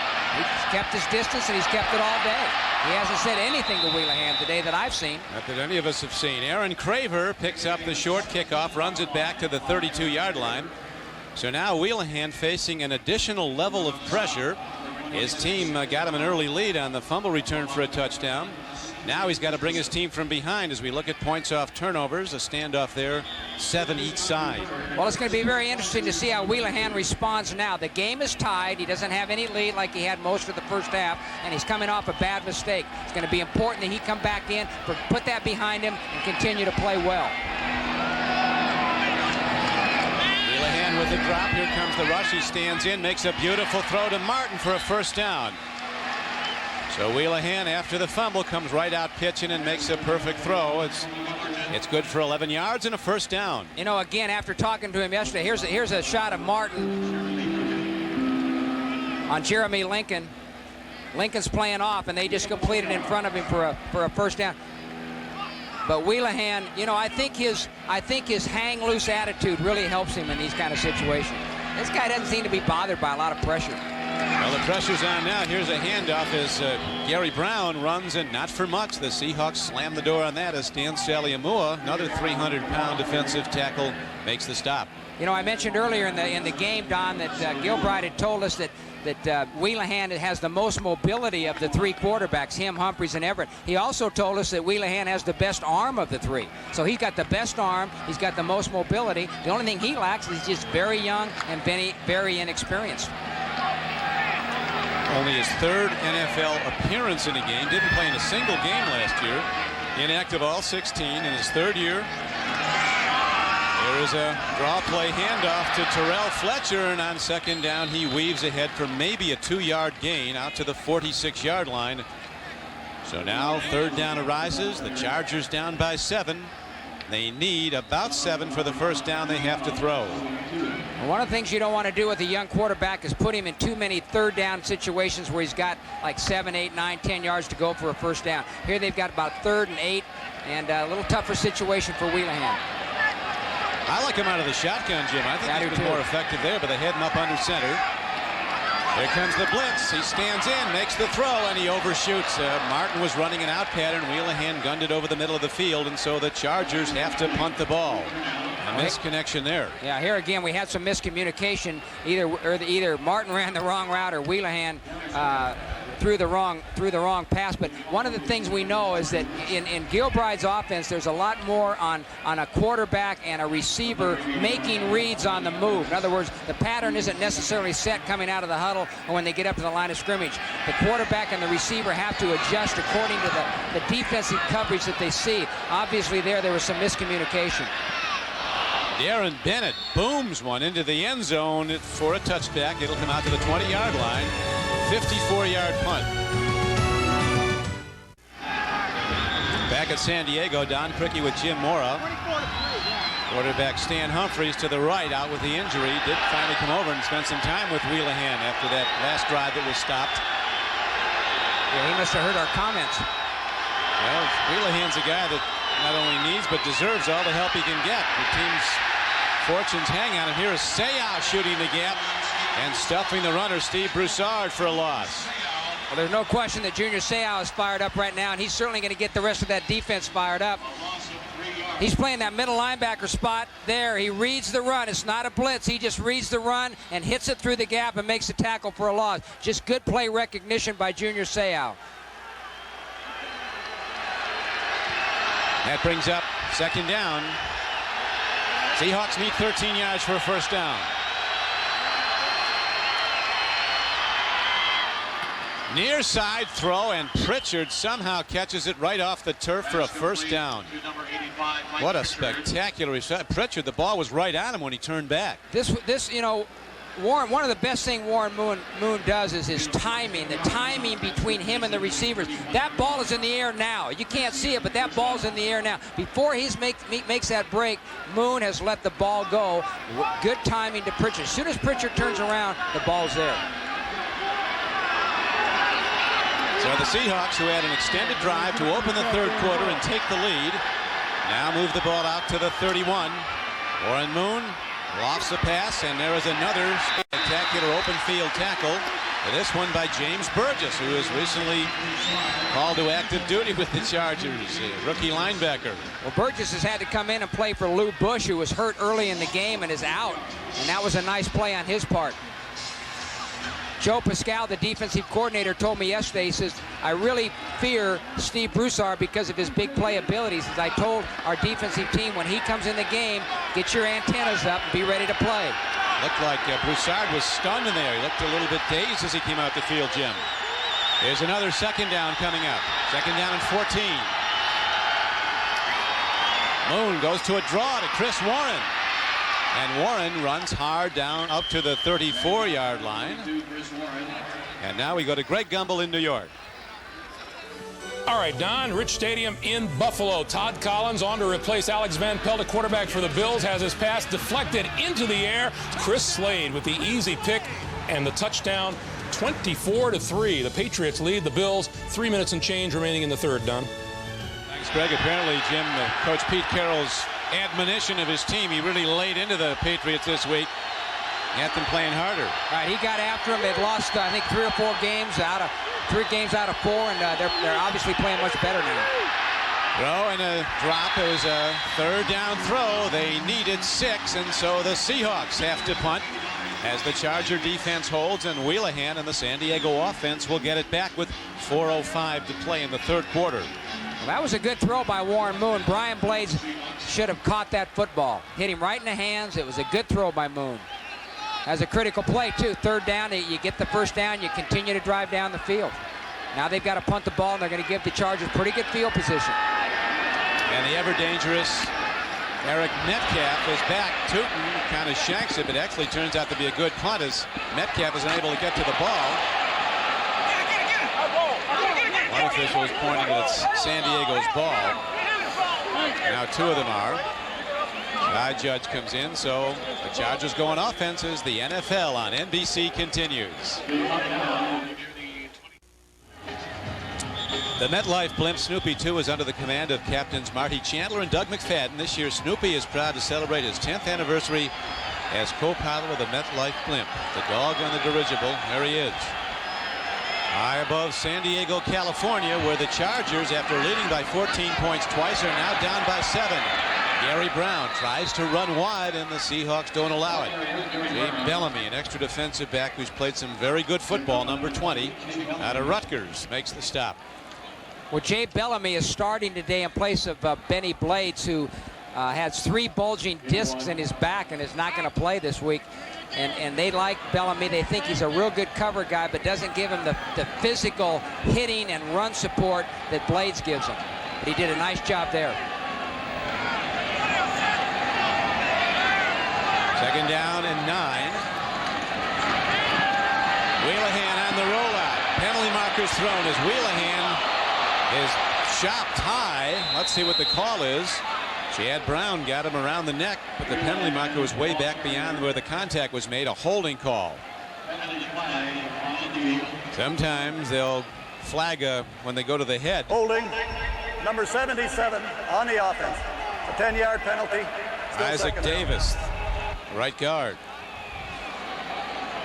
Chad Brown, 94, is going to be chasing Wheelahan down. Wow, right around the neck. Whew. That's a shot. Clean hit? That's a clean hit, yeah. Heck yeah. That's why there's no flag. No, that's a clean hit. The pressure is really on that Charger offensive line right now. They've got to throw the ball a little bit. They just can't run it, and they're going to have to protect Wheelahan. The pressure's on them. They got to rise up and protect him. Pressure's really on now. On second down and 19, he stands in. He makes the throw. The catch is made by Eric Metcalf. He gets some of it back. A gain on the play of about 10 yards out to the 22-yard line. Fred Thomas on the tackle, but that brings up a third down and 9. Well, Eric Metcalf has not been the factor in the passing game that they expected him to be when they signed him in this offseason. Done a good job as a punt returner, but not as a wide receiver. He does come in and play as their third wide receiver on third down and long, but has not had many catches. Coming into this game today, he'd only had 14 catches on the season. Looks like Peyton Manning might be playing in Indianapolis next year. As the Colts fall to 0-10. Dropping to throw is Wheelahan. Oh, he's going high was Metcalf. It came in. He almost had it. And then coming up from the secondary was the detonator, Darrell Williams, who will blow plays up with his hitting. He also has 5 interceptions, 4 in the last 2 games. Darrell Williams has had an excellent season so far this year. 5 interceptions. He's playing like a Pro Bowl safety. Right there, he makes a good break in the ball, comes through and knocks the ball out of there. He's not only a good free safety from a standpoint of ball skills and coverage, but he's also a very tough defender. Aaron Bennett hits the punt high. That Harris comes over. It skips up the sideline and will go out of bounds at the 37-yard line. And that's where the Seahawks will go on offense, 1st and 10. The NFL season extends to the World Wide Web on NFL.com, the league's official website. Visit NFL.com for all of the scores and stats, including a complete roundup of this weekend's scores in action. Plus chat live with some of the NFL's biggest stars. It's all at NFL.com. And here at the stadium, the site of Super Bowl 32 coming up in January. Sold out today as the Seattle Seahawks were down by 14 points twice and have come back to take the lead here in the 3rd quarter with 1:57 to play in it. Seahawks lead by 7. They go to a end around. Galloway running with the ball and looking for help, and he finally dives ahead close to a 1st down on a 1st and 10 play. Galloway on a similar play 2 years ago against the Jacksonville Jaguars ran one 84 yards for a touchdown. You know, actually, the Chargers are in pretty good shape on this reverse. Number 56, Patrick Sapp, is upfield, turning the play inside just like he should do. But Galloway, because of his athletic skills and ability, he's able to turn that into a pretty good gain. Tremendous gain considering all the people that had a shot on him. It's 2nd and 1. Chris Warren. He got maybe a yard. It looks like he might have the 1st down. William Fuller, the veteran defensive end who played for you, Jim, on those 2 USFL championship teams at Philadelphia, makes the stop. William Fuller was a rookie out of the University of North Carolina in 1984. We signed him in the USFL. He had 2 real good years for us. I thought he was a good player, but I didn't think he would go on to have the kind of career that he's had in the National Football League. He's been to Pro Bowls. He's played with 3 teams. He played with Houston, played with the Eagles, and now with the Chargers. And he's probably slowed down a step because he's been in the league a long time, but he's still a very good football player. Tremendous work ethic. Tries hard every down, works hard in practice. That's why he's played such a long time in the league. Good guy to have on your football team. Very team-oriented, not selfish. Sets a good example for the young players, and that's very important from your veteran players. And he's one of those. His 12th year in the NFL after his years in the USFL. On 1st down, Warren Moon and the Seahawks, who've rallied back to take a 7-point lead, have it 1st down and 10 at their 47. Intercepted. It could go back. Paul Bradford is on the run. They'll not get him. Into the end zone he goes, and we're a point away from having another tie game. Mango, 53-yard interception return for a touchdown. Well, Warren Moon, you know, has been just laying it in there, playing with fire a little bit all day. His throws have been right on the money, and there's actually been pretty good coverage. But his throws have been so accurate that they haven't been able to defend him. That time, Bradford made a real nice break on the ball and got the interception. It was a pretty good throw, but Bradford had excellent coverage, made a good play on the football. And who is Paul Bradford, you ask? Well, he's a rookie from Portland State. And doesn't he have a moment? Yeah, Bradford was their 5th draft pick this year from Portland State, as you mentioned. Hasn't played very much this year. Made a big play there. They don't get much bigger. The extra point by Greg Davis is up and good, and the game is tied at 24 all.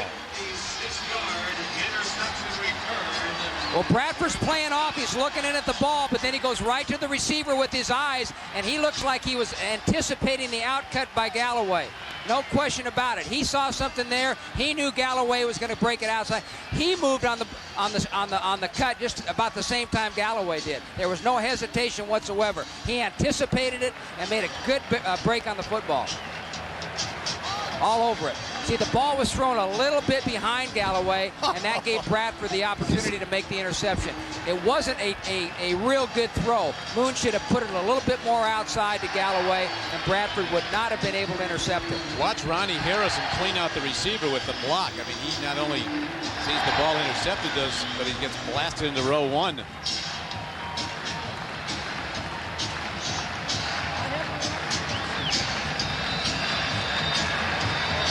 So 2 turnovers returned for touchdowns in the game by the Chargers. Yeah, this is the most touchdown returns coming into this game. San Diego has 2 today, so that should now be a 7. And that would put them, if Denver didn't have any today, or doesn't have any up to this point, or won't have any, put them as a leader in the National Football League. Now Davis kicks off. He hits the ball hard downfield. Here's Ronnie Harris from the 2-yard line.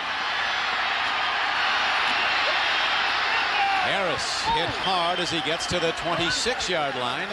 And there, Warren Moon and the Seahawks will go on offense 1st and 10 after a 25-yard return by Ronnie Harris, who you remember early in the game had the fumbled punt that was run back by Greg Jackson of the Chargers for the first touchdown of the game, a 41-yard return. You know that last time these two teams played, the San Diego offense did not score a touchdown on the Seattle defense. This was a game, it was the 4th game of the season up in Seattle. John Carney kicked 5 field goals, and they ran back an interception for a touchdown in that game. Rodney Harrison did. Well, you know, Jim, that Warren Moon, veteran that he is fearless. He might go right back pitching right away. First he goes to the run, and the good blocking from the left side of the Seahawk line moves people out. Sean Lee makes the stop, and that will do it for 3 quarters of play. A standoff at 24-all. We'll be back after these messages from your local station. We're back. San Diego, California. Mr. Spanos, the owner of the team, Alex Spanos, donated 14,000 tickets for this game to youngsters in the greater San Diego area. The stands are packed, and the game is tied at 24-all. Don Criqui with Jim Mora. Warren Moon at quarterback. Hands off, and Warren continues to pound away. Chris Warren tries the middle of the San Diego defense, where number 99 Rayleigh Johnson brings him down. Warren getting a lot of work here today. Veteran running back in his 8th year from Ferrum College. He's run 15 times now for 57 yards. Yeah, I really thought that Steve Broussard would get to play a little bit more than he has today, but they're definitely going with Chris Warren all the way. He's playing 1st, 2nd, and 3rd down situations. He's the only back behind Warren Moon now. 3 wide receivers in the game. 3rd down and a long 2. Moon with a quick timing throw makes the connection. Galloway lost the ball. And the Seahawks have to punt it, so Joey Galloway's made a spectacular catch today for a touchdown. But he's also dropped 2 balls. Well, this is another good throw, and Galloway's got to catch this. What you don't see is Junior Seau fakes like he's going to blitz. He actually gets down into a 3-point stance, and then he comes out on a drop and doubles blades. But Galloway's got to make that catch. Too many drop passes by the Seahawks today, very much like last week against Denver. That was a problem last week. Rick Tootin hits a line drive downfield. Metcalf fields it beautifully right up the middle of the field. Metcalf dodging people is out to the 38-yard line, maybe the 39. And so the Chargers will have good field position in this tie game. The NFL on NBC is brought to you by the Pontiac Bonneville. Luxury with attitude. By the Norelco Reflex Action Razor. Anything closer could be too close for comfort. By Miller Lite, now official beer sponsor of the NFL. And by Oracle, the company that's enabling the information age through network computing.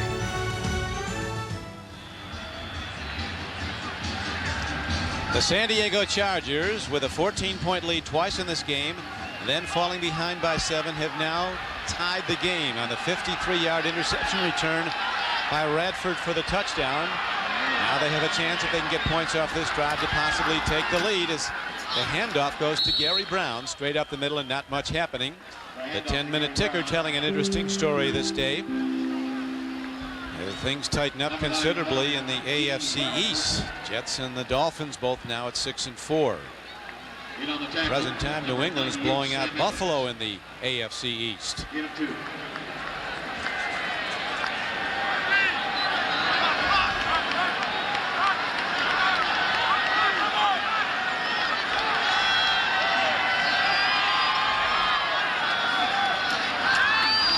Wheelahan takes a look, fires downfield. There is Martin open, and he's picked off.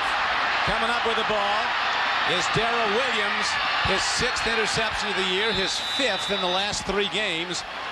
And so Wheelahan's long ball, he took a shot when he released it. And the Chargers not only give up the ball, but they give up great field position to Warren Moon in Seattle on the turnover. Yeah, we had good pressure on Wheelahan right here, but he actually handles it pretty well. It's a little play-action fake to the back. Decent pressure, but he steps up, does not make a good throw. He doesn't put a lot of zip on the throw, kind of underthrew it.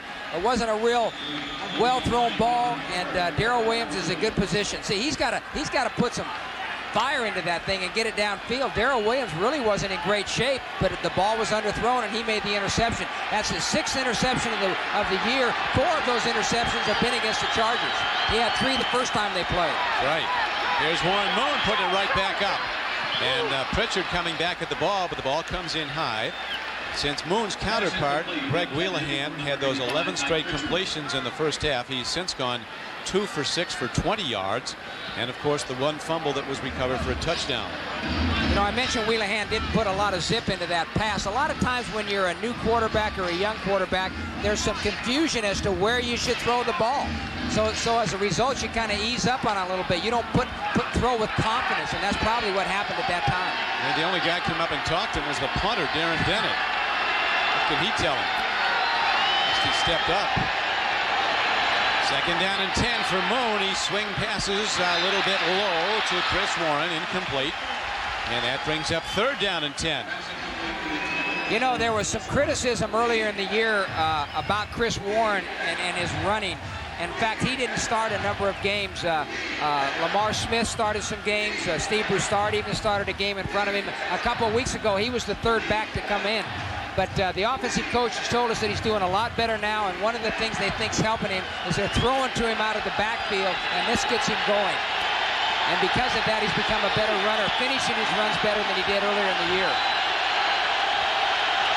From the shotgun, here's Warren Moon. He needs 10, stands in, makes the throw. It's incomplete. And so the Chargers dodge the bullet of the interception, and they'll get the ball back on a punt.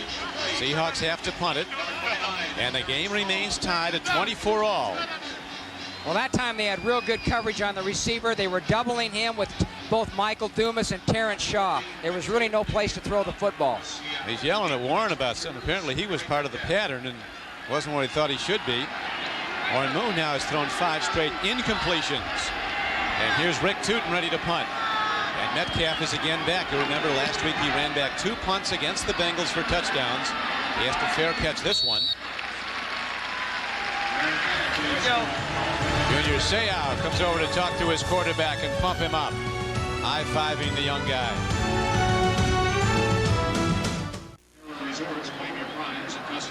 Stan Humphries out for at least a month with his 3rd concussion.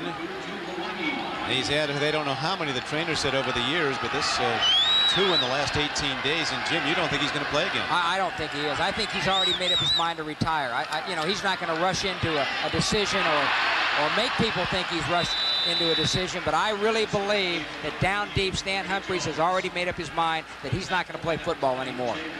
He just feels that things happened with this last concussion. Things happened to him with this concussion that hadn't happened to him before with other concussions. Lost feeling in his right leg. He had a tingle in his right leg. He had some temporary nausea, more of a memory loss. He's looking more at the family situation, his kids and wife, and what they want him to do. I think he's already made up his mind. Now before the snap can be put into motion, we have perhaps a procedure call as there's penalty markers down all over the field with 12:23 to play in the ball game. Encroachment, number 98 on the defense. The 5-yard penalty. That results in the 1st down. And we welcome those of you who've been watching the Patriots and the Bills. Don Criqui with Jim Mora here at Sold Out San Diego. as the San Diego Chargers with the ball, directed by a quarterback making his first NFL start, Craig Wheelahan. He helped his team build a 14-point lead twice. Then they fell behind by 7. Now the game is tied at 24-all. He's a third-year player out of the University of Pacific. Hands off to Gary Brown, and he runs it straight ahead. On a first down carry, gets it out to the 39-yard line. Leading the blocking was the wide receiver, Tony Martin, Jim. Well, the Chargers felt like they had to run the football today. They started out early in the game running the football pretty well. Since that time, they haven't had much success. That was the best run they've had since about the first quarter. And they need to do this because Wheelahan, although he's played a good game today, cannot handle all the pressure on his shoulders to win this football game. Appearing in only his third NFL game, his first start, a very loose guy.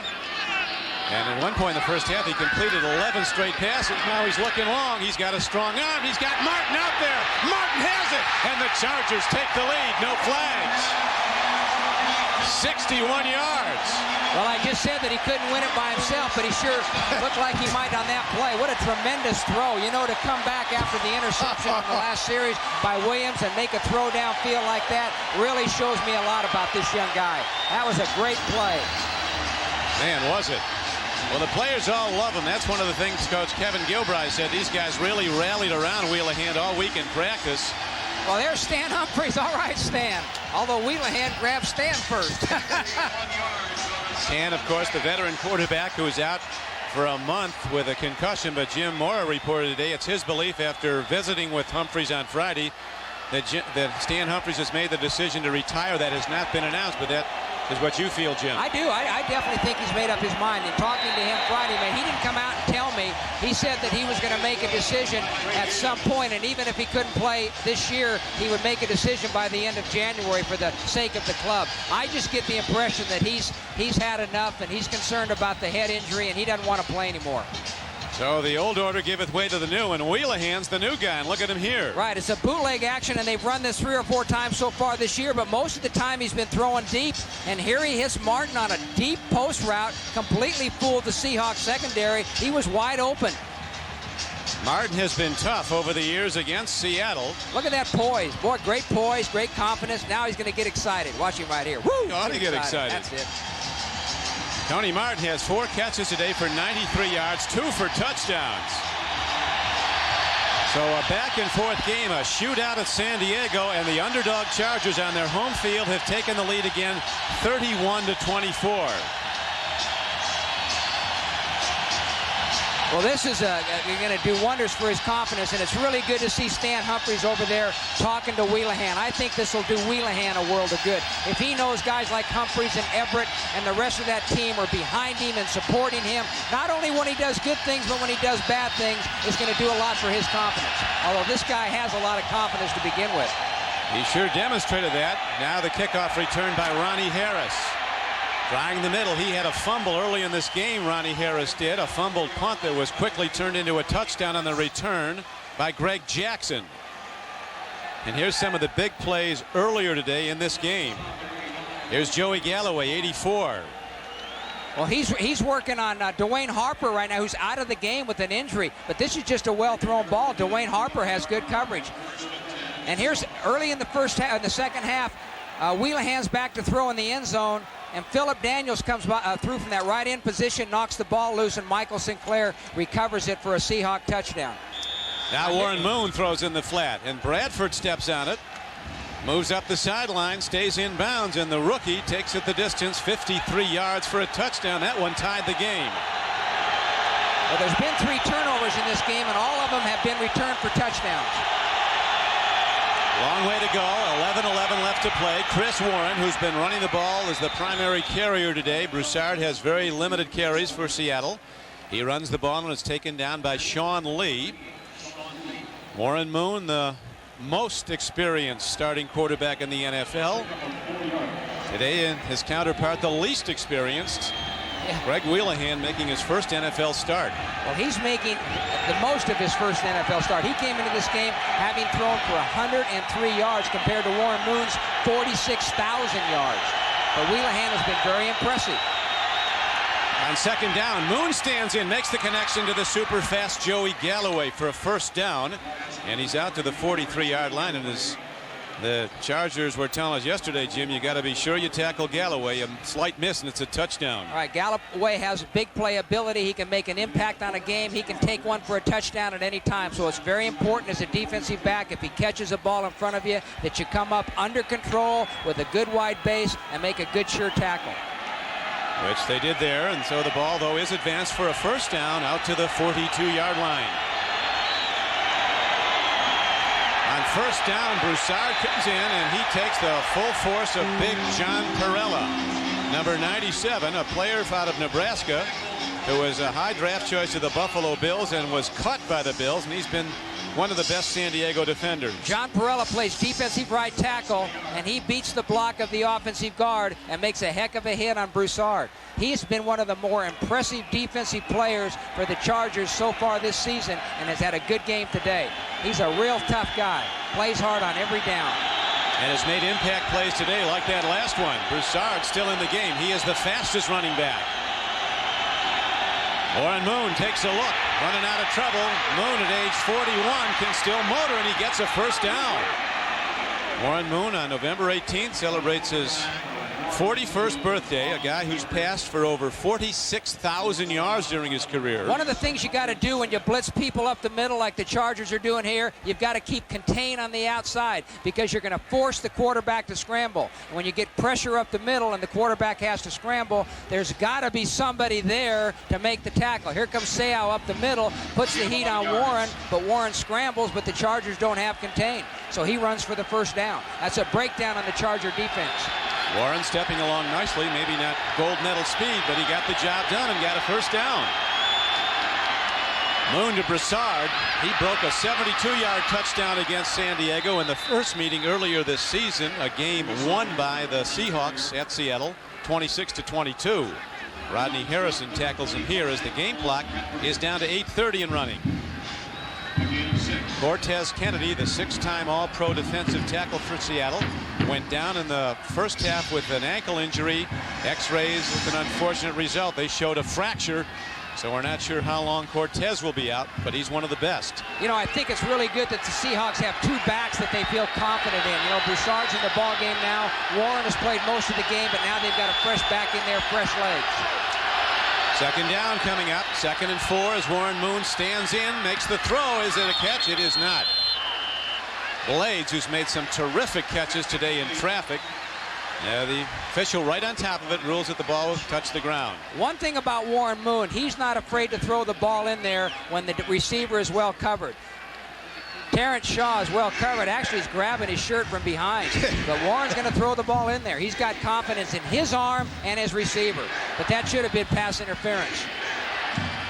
But it was not. Warren Moon has thrown the ball 36 times. He's completed exactly half. 18 completions for 206 yards, 1 touchdown, and the 1 interception that was run back for a touchdown by Paul Bradford. Throw and a catch and a penalty marker down in the backfield, and we might have Seahawks with a late hit. Roughing the quarterback. That is it. A personal foul against San Diego. So this personal foul, number 55, roughing the passer, blow to the head, will add 15 yards to the end of the run. First down. Junior Seau is such an intense football player and such a great football player. Sometimes things like this happen. Winning is so important to him. He's going to fight to the end. Actually, he gets cut right there. I don't think that's a very good call. I really don't. I don't think that's a good call at all. Didn't look like he did anything. No. Oh, that's nothing. That's nothing for Seau. That shouldn't have been called.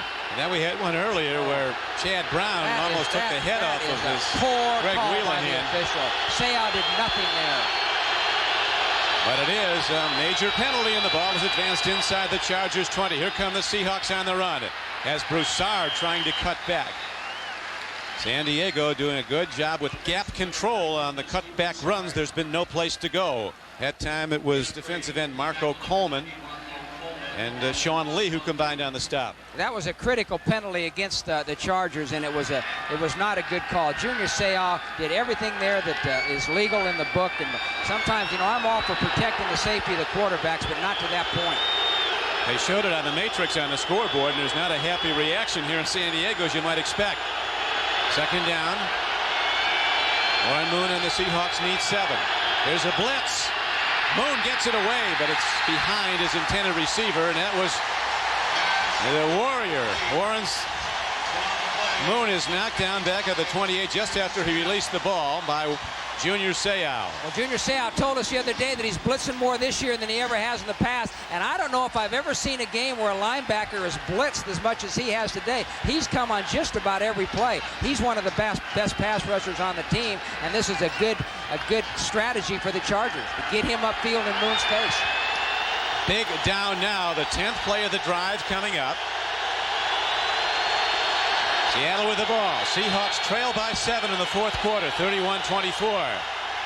Warren Moon dumps it over the middle. This is Broussard on the run, and he is down to the 11-yard line. And that brings up 4th down, and the Seahawks have to send out their field goal team. Dennis Erickson gives the signal.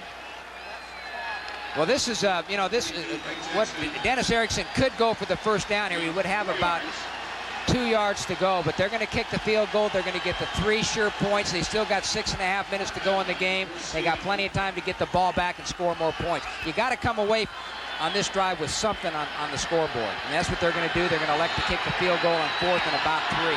Todd Peterson is 14 of 16 for the season. Drives it through the middle, and the margin narrows. It's the Chargers 31, the Seahawks 27 as the NFL on NBC continues.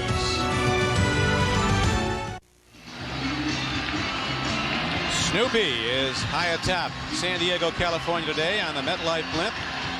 Snoopy will co-pilot the MetLife blimp above NFL games throughout the season, and this, of course, is the site of Super Bowl 32 to be seen on NBC in January. Ready to kick off as Todd Peterson hits the ball downfield. Danny Bynum, he's a rookie, will run it back. Looking for a gap. Not much there, and he's taken down at the 17-yard line. A plus play for the kick coverage team on a 15-yard return inside the 20. There's Wheelahan, an easy-going guy. We talked to him yesterday out of the University of Pacific. He said, I've been in pressure situations before, like playing at Nebraska, where his team got beat 71-20. They just hope to come out of the game with a check big enough to cover their medical expenses.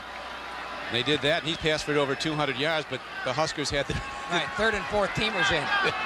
You know, he's from San Jose, and San Jose State did not offer him a scholarship. They wanted him to walk on, and he said, heck with you guys, I'm going to Pacific. Now he's playing in the NFL. First start as he hands off, and Gary Brown, who is a comeback story. Gary Brown rushed for 1,000 yards in 1993 for the Houston Oilers. They caught him. He was out of football all of last year, ballooned up to 262 pounds. Told us yesterday I just felt sorry for myself. But he always loved Kevin Gilbride, and Gilbride called him and said, why don't you give it another shot, get yourself in shape. I want you to do it here. And Gilbride says he's never seen a guy work out like Brown did in the offseason. Took his weight down from 262 to 221. And he's heading towards $1 million bonus if he rushes for 1,000 yards this year. He's already over 700.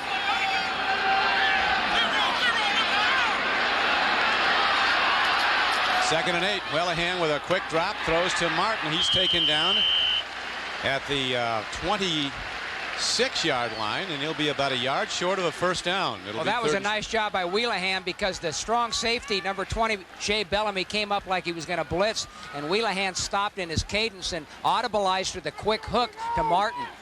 And didn't get the first down, but he's at 3rd and 2 now. Good job by the quarterback, adjusting to what he saw. Saw the blitz coming, and he audibleized to the quick hook to Martin. Martin with 5 catches a day. He has 44 catches in his last 8 games against Seattle. They've had a tough time covering him as Wheelahan takes a look, makes a connection. It's an incomplete pass. A jarring hit as Terrell Fletcher was struck by Darrell Williams who has an interception today. He has 6 interceptions for the season, the former All-American from Miami of Florida. All they're trying to do is pick up the first down here with a little short flat route to the running back Terrell Fletcher. But Darrell Williams, who's had a great season and is playing very well today, came up and made a big hit and knocked the ball out of there. I like Darrell Williams. I think he's headed for the Pro Bowl. I haven't seen a safety in the games we've done that have played as well and made the big plays that he has this year. 5 interceptions in the last 3 games, 6 for the season. Here's Ronnie Harris pinned back on a good punt by Darren Bennett. The Seahawks down by 4 will start at their 26.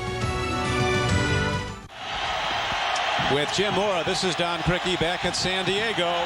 The heat's on as we start down the stretch of a great game. 4:15 to play in it. Chargers leading the Seahawks 31-27. Chargers have led twice by 14. The Seahawks came back to take a 7-point lead. And now with Warren Moon at quarterback, the Seahawks have to come back again. The give is to the running back Warren, and he is hit hard. Junior Seau and John Perella get him as we look at the Miller Time game summary. Well, you know, the interesting thing here is the unexpected, the points off turnovers. There's only been 3 turnovers in the game, which is not a large number for a football game in the NFL, but all 3 have been returned for touchdowns. 2 by the San Diego Chargers and 1 by the Seattle Seahawks. So they played a big part in the score of the football game. Have they? And there could be more. 3:42 to play, clock running. Here comes a blitz. Moon gets it away, but it's incomplete. As again they get pressure up the middle. Warren Moon was looking at one of his tight ends, Carlester Crumpler. They all talk about Warren Moon's leadership in the huddle and the confidence he's brought to this team that they can win any game. Watch number 97, John Perella, the defensive right tackle. They blitz the defensive back and a linebacker, but as most teams are doing now with the zone blitz scheme, what they do is they drop a defensive lineman out into coverage, and that's what number 97, John Perella, did on that play. Now it's 3rd down. Seahawks need 10 as Moon sets in the shotgun. The crowd kicks in. 3 wide receivers running patterns. Moon gets time, running out of it. He fires downfield and he makes the connection to Carlester Crumpler. The catch is at the 48-yard line. It's a 1st down for Seattle as Moon buys time with the rollout, searches out the open receiver and gets them the ball. See, I think this is just a great play by Warren Moon because obviously he's looking over to his left for a receiver that he has in mind, but they're covered. So he kind of scrambles to his right, a lot of calm, a lot of poise. Carlester Crumpler adjusts his route, runs down the sideline, and Moon hits him. Could have been a late hit there on Crumpler on the sideline, but it wasn't called. Good play by Warren Moon. A lot of poise there. Really was a 3rd and 10 play, a 20-yard gain on the throw. Seahawks down by 4. Moon looking deep over the top. Galloway's open. And he can't quite get to the ball. As running with him, stride for stride, was Terrence Shaw. So Shaw's got to be one of the fastest guys in the NFL if he can run with Galloway, because we know he is. I don't think Galloway was running full speed on that play. He might have been. Now, he has been bothered with a sprained ankle. In fact, he didn't play in the last series because of an ankle sprain. He had an ankle sprain earlier in the year. It didn't look to me that earlier in the route that he was really going all out there. It may be a bit because of the ankle. I don't know. Well, he's trotting off. A little bit long. He's trotting off the field now, Jim. Galloway is. As the Patriots continue to lead the Bills 31-10. On 2nd and 10, Warren Moon stands in, fires over the middle. A penalty marker goes down, and Blades comes up with his 3rd catch in traffic in this game. He made a spectacular catch at the goal line, which one play later was turned into a touchdown earlier. Ernie Kukar, the referee, getting the report from his head linesman. It's defensive holding, a 1st down for the offense. Holding. Number 27 on the defense. The penalty is declined. 1st down. Well, this is another good play by the Seahawks because they got it anyway on the reception. Yeah, Blades was being doubled by Michael Swift and Rodney Harrison, and again there wasn't a whole lot of room for Moon to throw that in there, but he did, and it was a nice catch by Blades. There's made 3 of them today. The Seahawks down by 4 with 3:14 to play. Moon swings it over the middle. He's got Broussard, the dangerous one from Washington State, gets the ball to the 36-yard line, where Greg Jackson, who has a touchdown today, he hit number 42 with the 1st score of the day. picking up a fumbled punt and running it in from 41 yards out. The Seahawks have lost 6 straight years here, Jim, as you know, in this field. And Dennis Erickson says, we really don't like coming here. We haven't had much luck. No, and he like he told us yesterday, he says of all the games that they've played this year, he came into this game more worried about how his team would play than any other game. He was worried about a carryover effect from a great effort, but a loss last week at Denver. Another marker comes in now in the backfield of Seattle after Warren Moon threw the ball. The referee, Kukar, he's got a holding call on the offense. Trying to keep the pass rush off Warren Moon. Well, the Chargers are not known for a great pass rushing team unless they blitz. Illegal use of hand. Number 79 on the offense. Hands to the face. That's a 10-yard penalty. Still second down. The Chargers, in order to get a pass rush on Moon today, have had to come with the blitz. They don't get much of a pass rush with their 4-down linemen. Number 79, the left tackle for the Seahawks, gets his hands up in Marco Coleman's face. Now, if you get the hand up at the face and you bring it down right away, they won't call it. But if you leave it up there, they're going to call it on you. Now with 2.5 to go, Moon makes a throw. Here's another penalty marker thrown from way back. As Blades came over the middle, Rodney Harrison came up and popped him. Let's see if the hit came early. Junior Seau down on one knee. I mean, he's got to be running on close to an empty tank. He's played his guts out today. He really has. I mean, he's played every single defensive snap, played his guts out. 29 on the defense. It's a 5-yard penalty. First down. Holding call on the defense, a first down. They got the right cornerback, number 29, Terrence Shaw, who is starting for the injured Sean Springs, the terrific young cornerback out of Ohio State, who was the 3rd player in the entire draft picked. But he's out indefinitely with a fractured thumb, Sean Springs. So they've been going after Shaw today, but for the most part, he stood right in there. 1st and 10 Seattle. Seahawks down by 4 with 2:26 to play. Moon wants to get it all. He's got an open man. Touchdown, Joey Galloway. A 40-yard score, and the Seahawks take the lead again.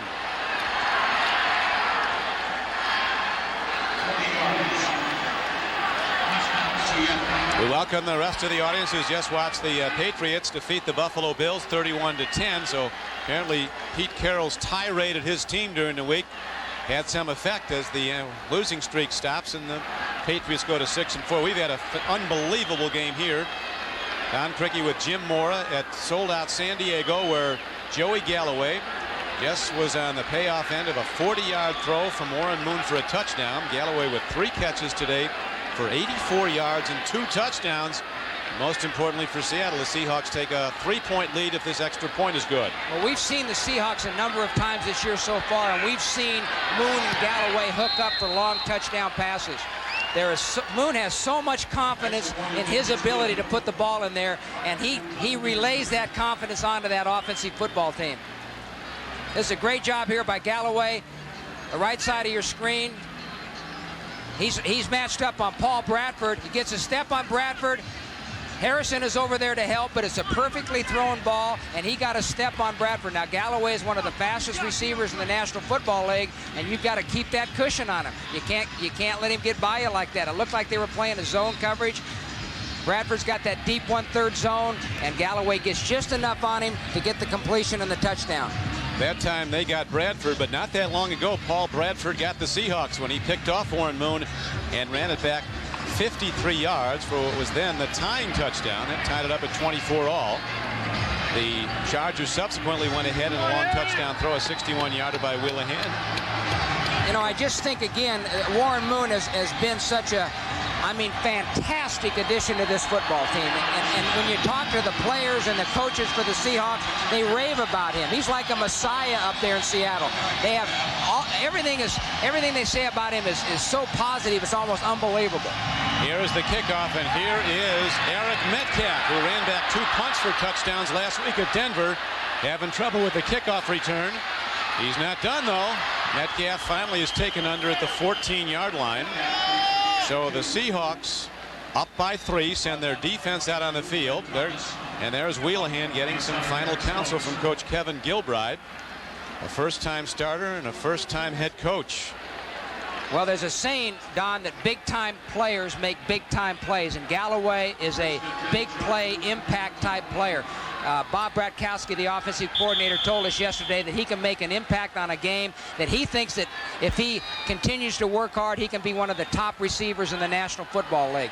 And Warren Moon has had a great influence on this young guy. And you have to watch number 81. He'll be with the lower portion of your screen to the left. That's Tony Martin. He's the best San Diego receiver. Wheelahan looking to buy time. 6'5", 220. He heads for the 12th man on the sideline and gets out of bounds as people were coming up to do him bodily harm. Well, that's a good decision by Wheelahan. What he doesn't want to do here is take a sack and get pushed back further towards their goal line.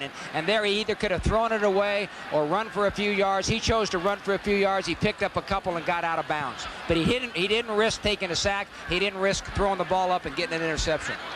Wheelahan is a California kid, a happy guy. He's more than a happy guy. He's a free spirit. He's peroxides his hair. He's got a tattoo. He's got a goatee. And he's a hang-loose guy. Fumble on the field, and it looks like first signal is that the Seahawks, let's see, we'll wait till they unsort the pile. Now the signal is that the Chargers have it. One guy pointed the other way. But now is the pressure ever on as we're down to the 2-minute warning, and a Seahawk player is down. And it'll be 3rd and long coming up for the Chargers, and they're down by 3. Chad Brown was down, but he's okay. He was having a Pro Bowl year for Seattle. He said after the loss at Denver, and to talk about a moral victory, he said, I'm tired of this moral victory talk. He said, I'll take an immoral victory if we can get one. We need to win a game. And right now, they're holding to a 34-31 lead in a game. The lead has gone back and forth in as Wheelahan steps in. 3rd down throw. Incomplete. Jim with 1:52 to go and 4th down coming up. I guess you got to go for it on 4th down. You got to go for it on 4th down because I don't think they feel like they can get the ball back if they punt it here. Wheelahan, among the other things he told us yesterday, is that he has his tattoo is a 4-leaf clover, and on it is a ladybug, which signifies his girlfriend, who's the basketball coach up at Sonoma State. He needs a little luck now. He needs some of that 4-leaf clover to work on. 4th down. He needs 9. Deep in his own end, his team down by 3. Starting for the first time in the NFL. He looks, he fires. It's incomplete, and the Seahawks take over the ball. He was looking at his rookie tight end, Freddie Jones. So Kevin Gilbride, who's seen highs and lows in this game that could fill a season, his team up early, 14-0 as an underdog, then behind, then they come back and tie it, then take the lead, now fall behind again, but time working against them with 1:46 to play. Chargers still have all 3 of their timeouts. The Seahawks have 2. And Dennis Erickson, who, as you mentioned, Jim, said yesterday he was more concerned about coming in here and playing this game than any game all season. Well, they had 2 tough games the past 2 weeks. They played Oakland in Seattle before the biggest crowd of their season, a division game. It was a tremendous win for them. Warren Moon had a great day. They beat the Raiders. Last week they go into Denver and lose a close one by 3 points. And I'm sure that Dennis Erickson was concerned that there would be a little bit of a letdown today by his football team. They're going to bang away. They go to Broussard, who takes it straight ahead on a 1st down carry from the 15-yard line. He got 5, and the Seahawks now huddling at their leisure as you see the game clock winding down. And with a win, the Seahawks would go to 6-4 and still be very much in the hunt. Now let's go to Greg Gumbel. All right, Don, in Denver today, it was Darian Gordon who set the tone for the Broncos at Mile High Stadium. This is an 82-yard punt return for a touchdown. He also returned one 75 yards for a TD today in Denver's 34-0 win over Carolina. The Denver Broncos are 9-1 on the season, and next Sunday they're looking at a big date at Kansas City against the Chiefs here on NBC. Don? Thanks, Greg. That is really a big date. You know, Darian Gordon used to be a cornerback for the San Diego Chargers, Don, and the Denver Broncos got him in free agency here recently. You know, that's surprising to me that they're able to return 2 punts like that on the Carolina Panthers. Last year, the Carolina Panthers, when they won the division, were one of the top special teams in the league, and this year they've been pretty good up to this point also. And now the Seahawks, a minute and a half from victory. They go back to the run. San Diego quickly calls for and is allotted a timeout. 1:27 left to play.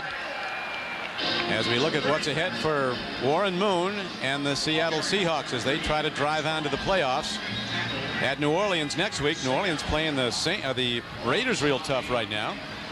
And they're home to play Kansas City and Atlanta. Off to Baltimore and Oakland and on to San Francisco. They've won 5 of their last 7 games, the Seattle Seahawks. They think that they have to win at least 5 of their last 7. Well, Warren Moon told us yesterday that he and the team feels like they can win the remaining 7 games, which started with today's game.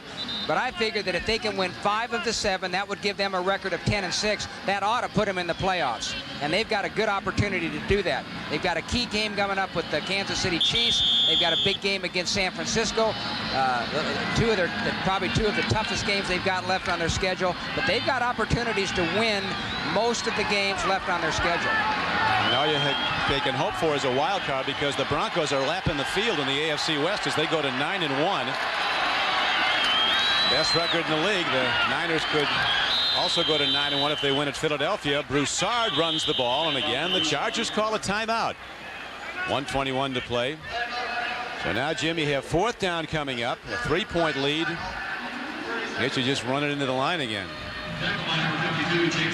I'd kick a field goal. I think you kick a field goal, sure. Not one a chance. That gives you a 6-point lead. I mean, it's a gimme field goal from this position, or it should be anyway. The only problem the danger that you have here is if they block it. That's right. You know, if they block it and run it in for a touchdown or recover it and have good field position. But I think you kick a field goal here.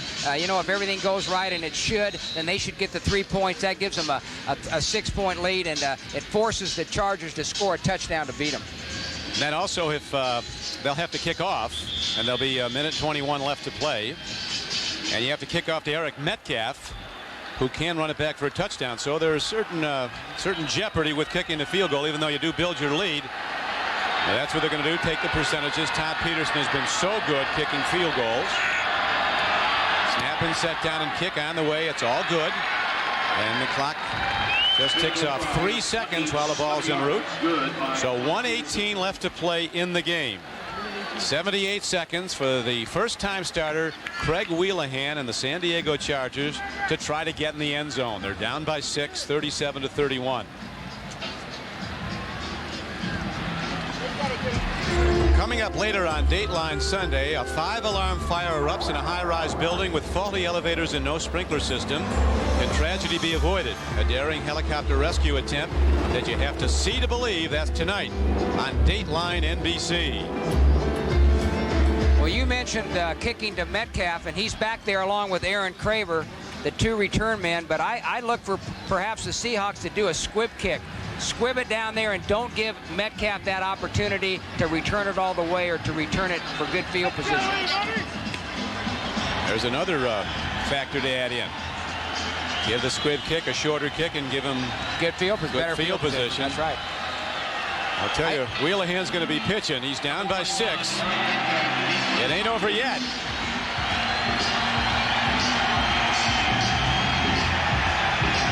Peterson standing close to the ball, so he's not going to try the full kickoff. He booms a ground ball down the field. It's picked up. Craver picks it up, starts up the far sideline, gets across the 30 and the 35 and the 40 and the 45, and he's out to the 46-yard line. So they did indeed squib kick and got burned to a degree on a 27-yard return. And now, while we have a moment, let's go back to New York. Here's Greg.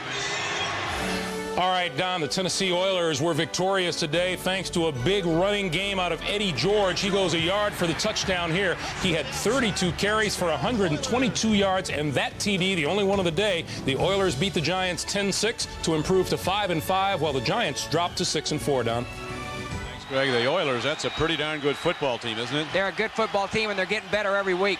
They got a big game next week at Jacksonville. 1st and 10. Here is Wheelahan. In trouble. He fires the ball, and it's towards the receiver. Metcalf was in the area, not intentional grounding. And that brings up 2nd down and 10 at the 45-yard line. San Diego trailing the Seahawks 37-31. Well, you know, the Seahawks did exactly what they wanted to do on that kickoff. They squibbed it, and they squibbed it to Aaron Craver, who obviously is the least dangerous of the two return guys, but Craver got a pretty good return. They got it up to the 45-yard line, so they've got good field position. What the Seahawks got to do now here is don't give up the big play. Keep everything in front of them. Wheelahan fires. He comes in low, and it's taken by his tight end, Freddie Jones, the rookie from North Carolina. Very short gain, and that brings up 3rd down, and the clock's running. So Wheelahan has to make something happen downfield. His team out of timeouts, and they need a touchdown, down by 6. You've got to get the clock stopped. Fires downfield. Woo, coming up on the ball was Darrell Williams, who is a dangerous interceptor, has picked 1 today and 5 in the last 3 games. He had 3 interceptions against the Chargers in the first game they played. 43 seconds, and we come back to another 4th down for Wheelahan. Well, everybody admired his confidence getting ready. He seems a bit wide-eyed now, and who wouldn't be? Well, I don't blame him, but yet I still think he's played a good football game today. I really do. Stands in, he takes a look, they strip the ball, it's picked up, and that will do it as the Seahawks get the big rush from Michael Sinclair. Dennis Erickson feels secure now and taking off the headset and putting this one in the victory column, but it didn't come until 37 seconds were left to play. You know, I think, probably the Seahawks were licking their chops coming in here thinking they're going against a young quarterback like Craig Wheelahan, and yet I think he did a good job today. I think he handled himself very, very well. That's not his fault there. That's not his fault. The offensive tackle got beat. Sinclair caused the fumble, but that is not Wheelahan's fault. I think he gave it all he got today, all he had today. You think, Coach? I know how Dennis Erickson feels right now. I knew how he felt. I was thinking about how he felt when Craver was running that kickoff back after the squib kick. You're thinking, oh my gosh, we do everything right, and now this guy might break it. I mean, your heart goes right up into your throat. He was just talking yesterday about, in this league, you don't know. You got a lead, you don't know. Oh, you never know. Not in this business. It's a tough, tough league. And anything can happen. Crazy things happen every Sunday. That's a good win for the Seahawks. Dennis Erickson's happy they get to go to New Orleans next Sunday. They're 6-4, very, very much in the playoff picture. Warren Moon said he thinks they could win their last 7. Well, they got one of the last 7. They've now won, what is it, 6 of their last 7 games. They've won 6 of their last 8. 6 of their last 8, yeah, excuse me. 6 of their last 8. And the only 2 games they've lost were at Kansas City and at Denver. So the final score, the Seahawks win 37-31. We'll be coming back to San Diego for a wrap-up in a moment.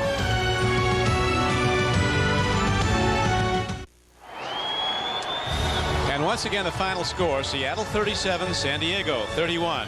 Tonight on Dateline, a 5-alarm fire erupts in a high-rise, a daring helicopter rescue that you have to see to believe. And an all-new Men Behaving Badly, followed by the network television premiere of Outbreak, starring Dustin Hoffman. That's tonight on NBC. For Jim Mora, this is Don Criqui saying so long from San Diego. You've been watching the NFL on NBC, network of the Super Bowl.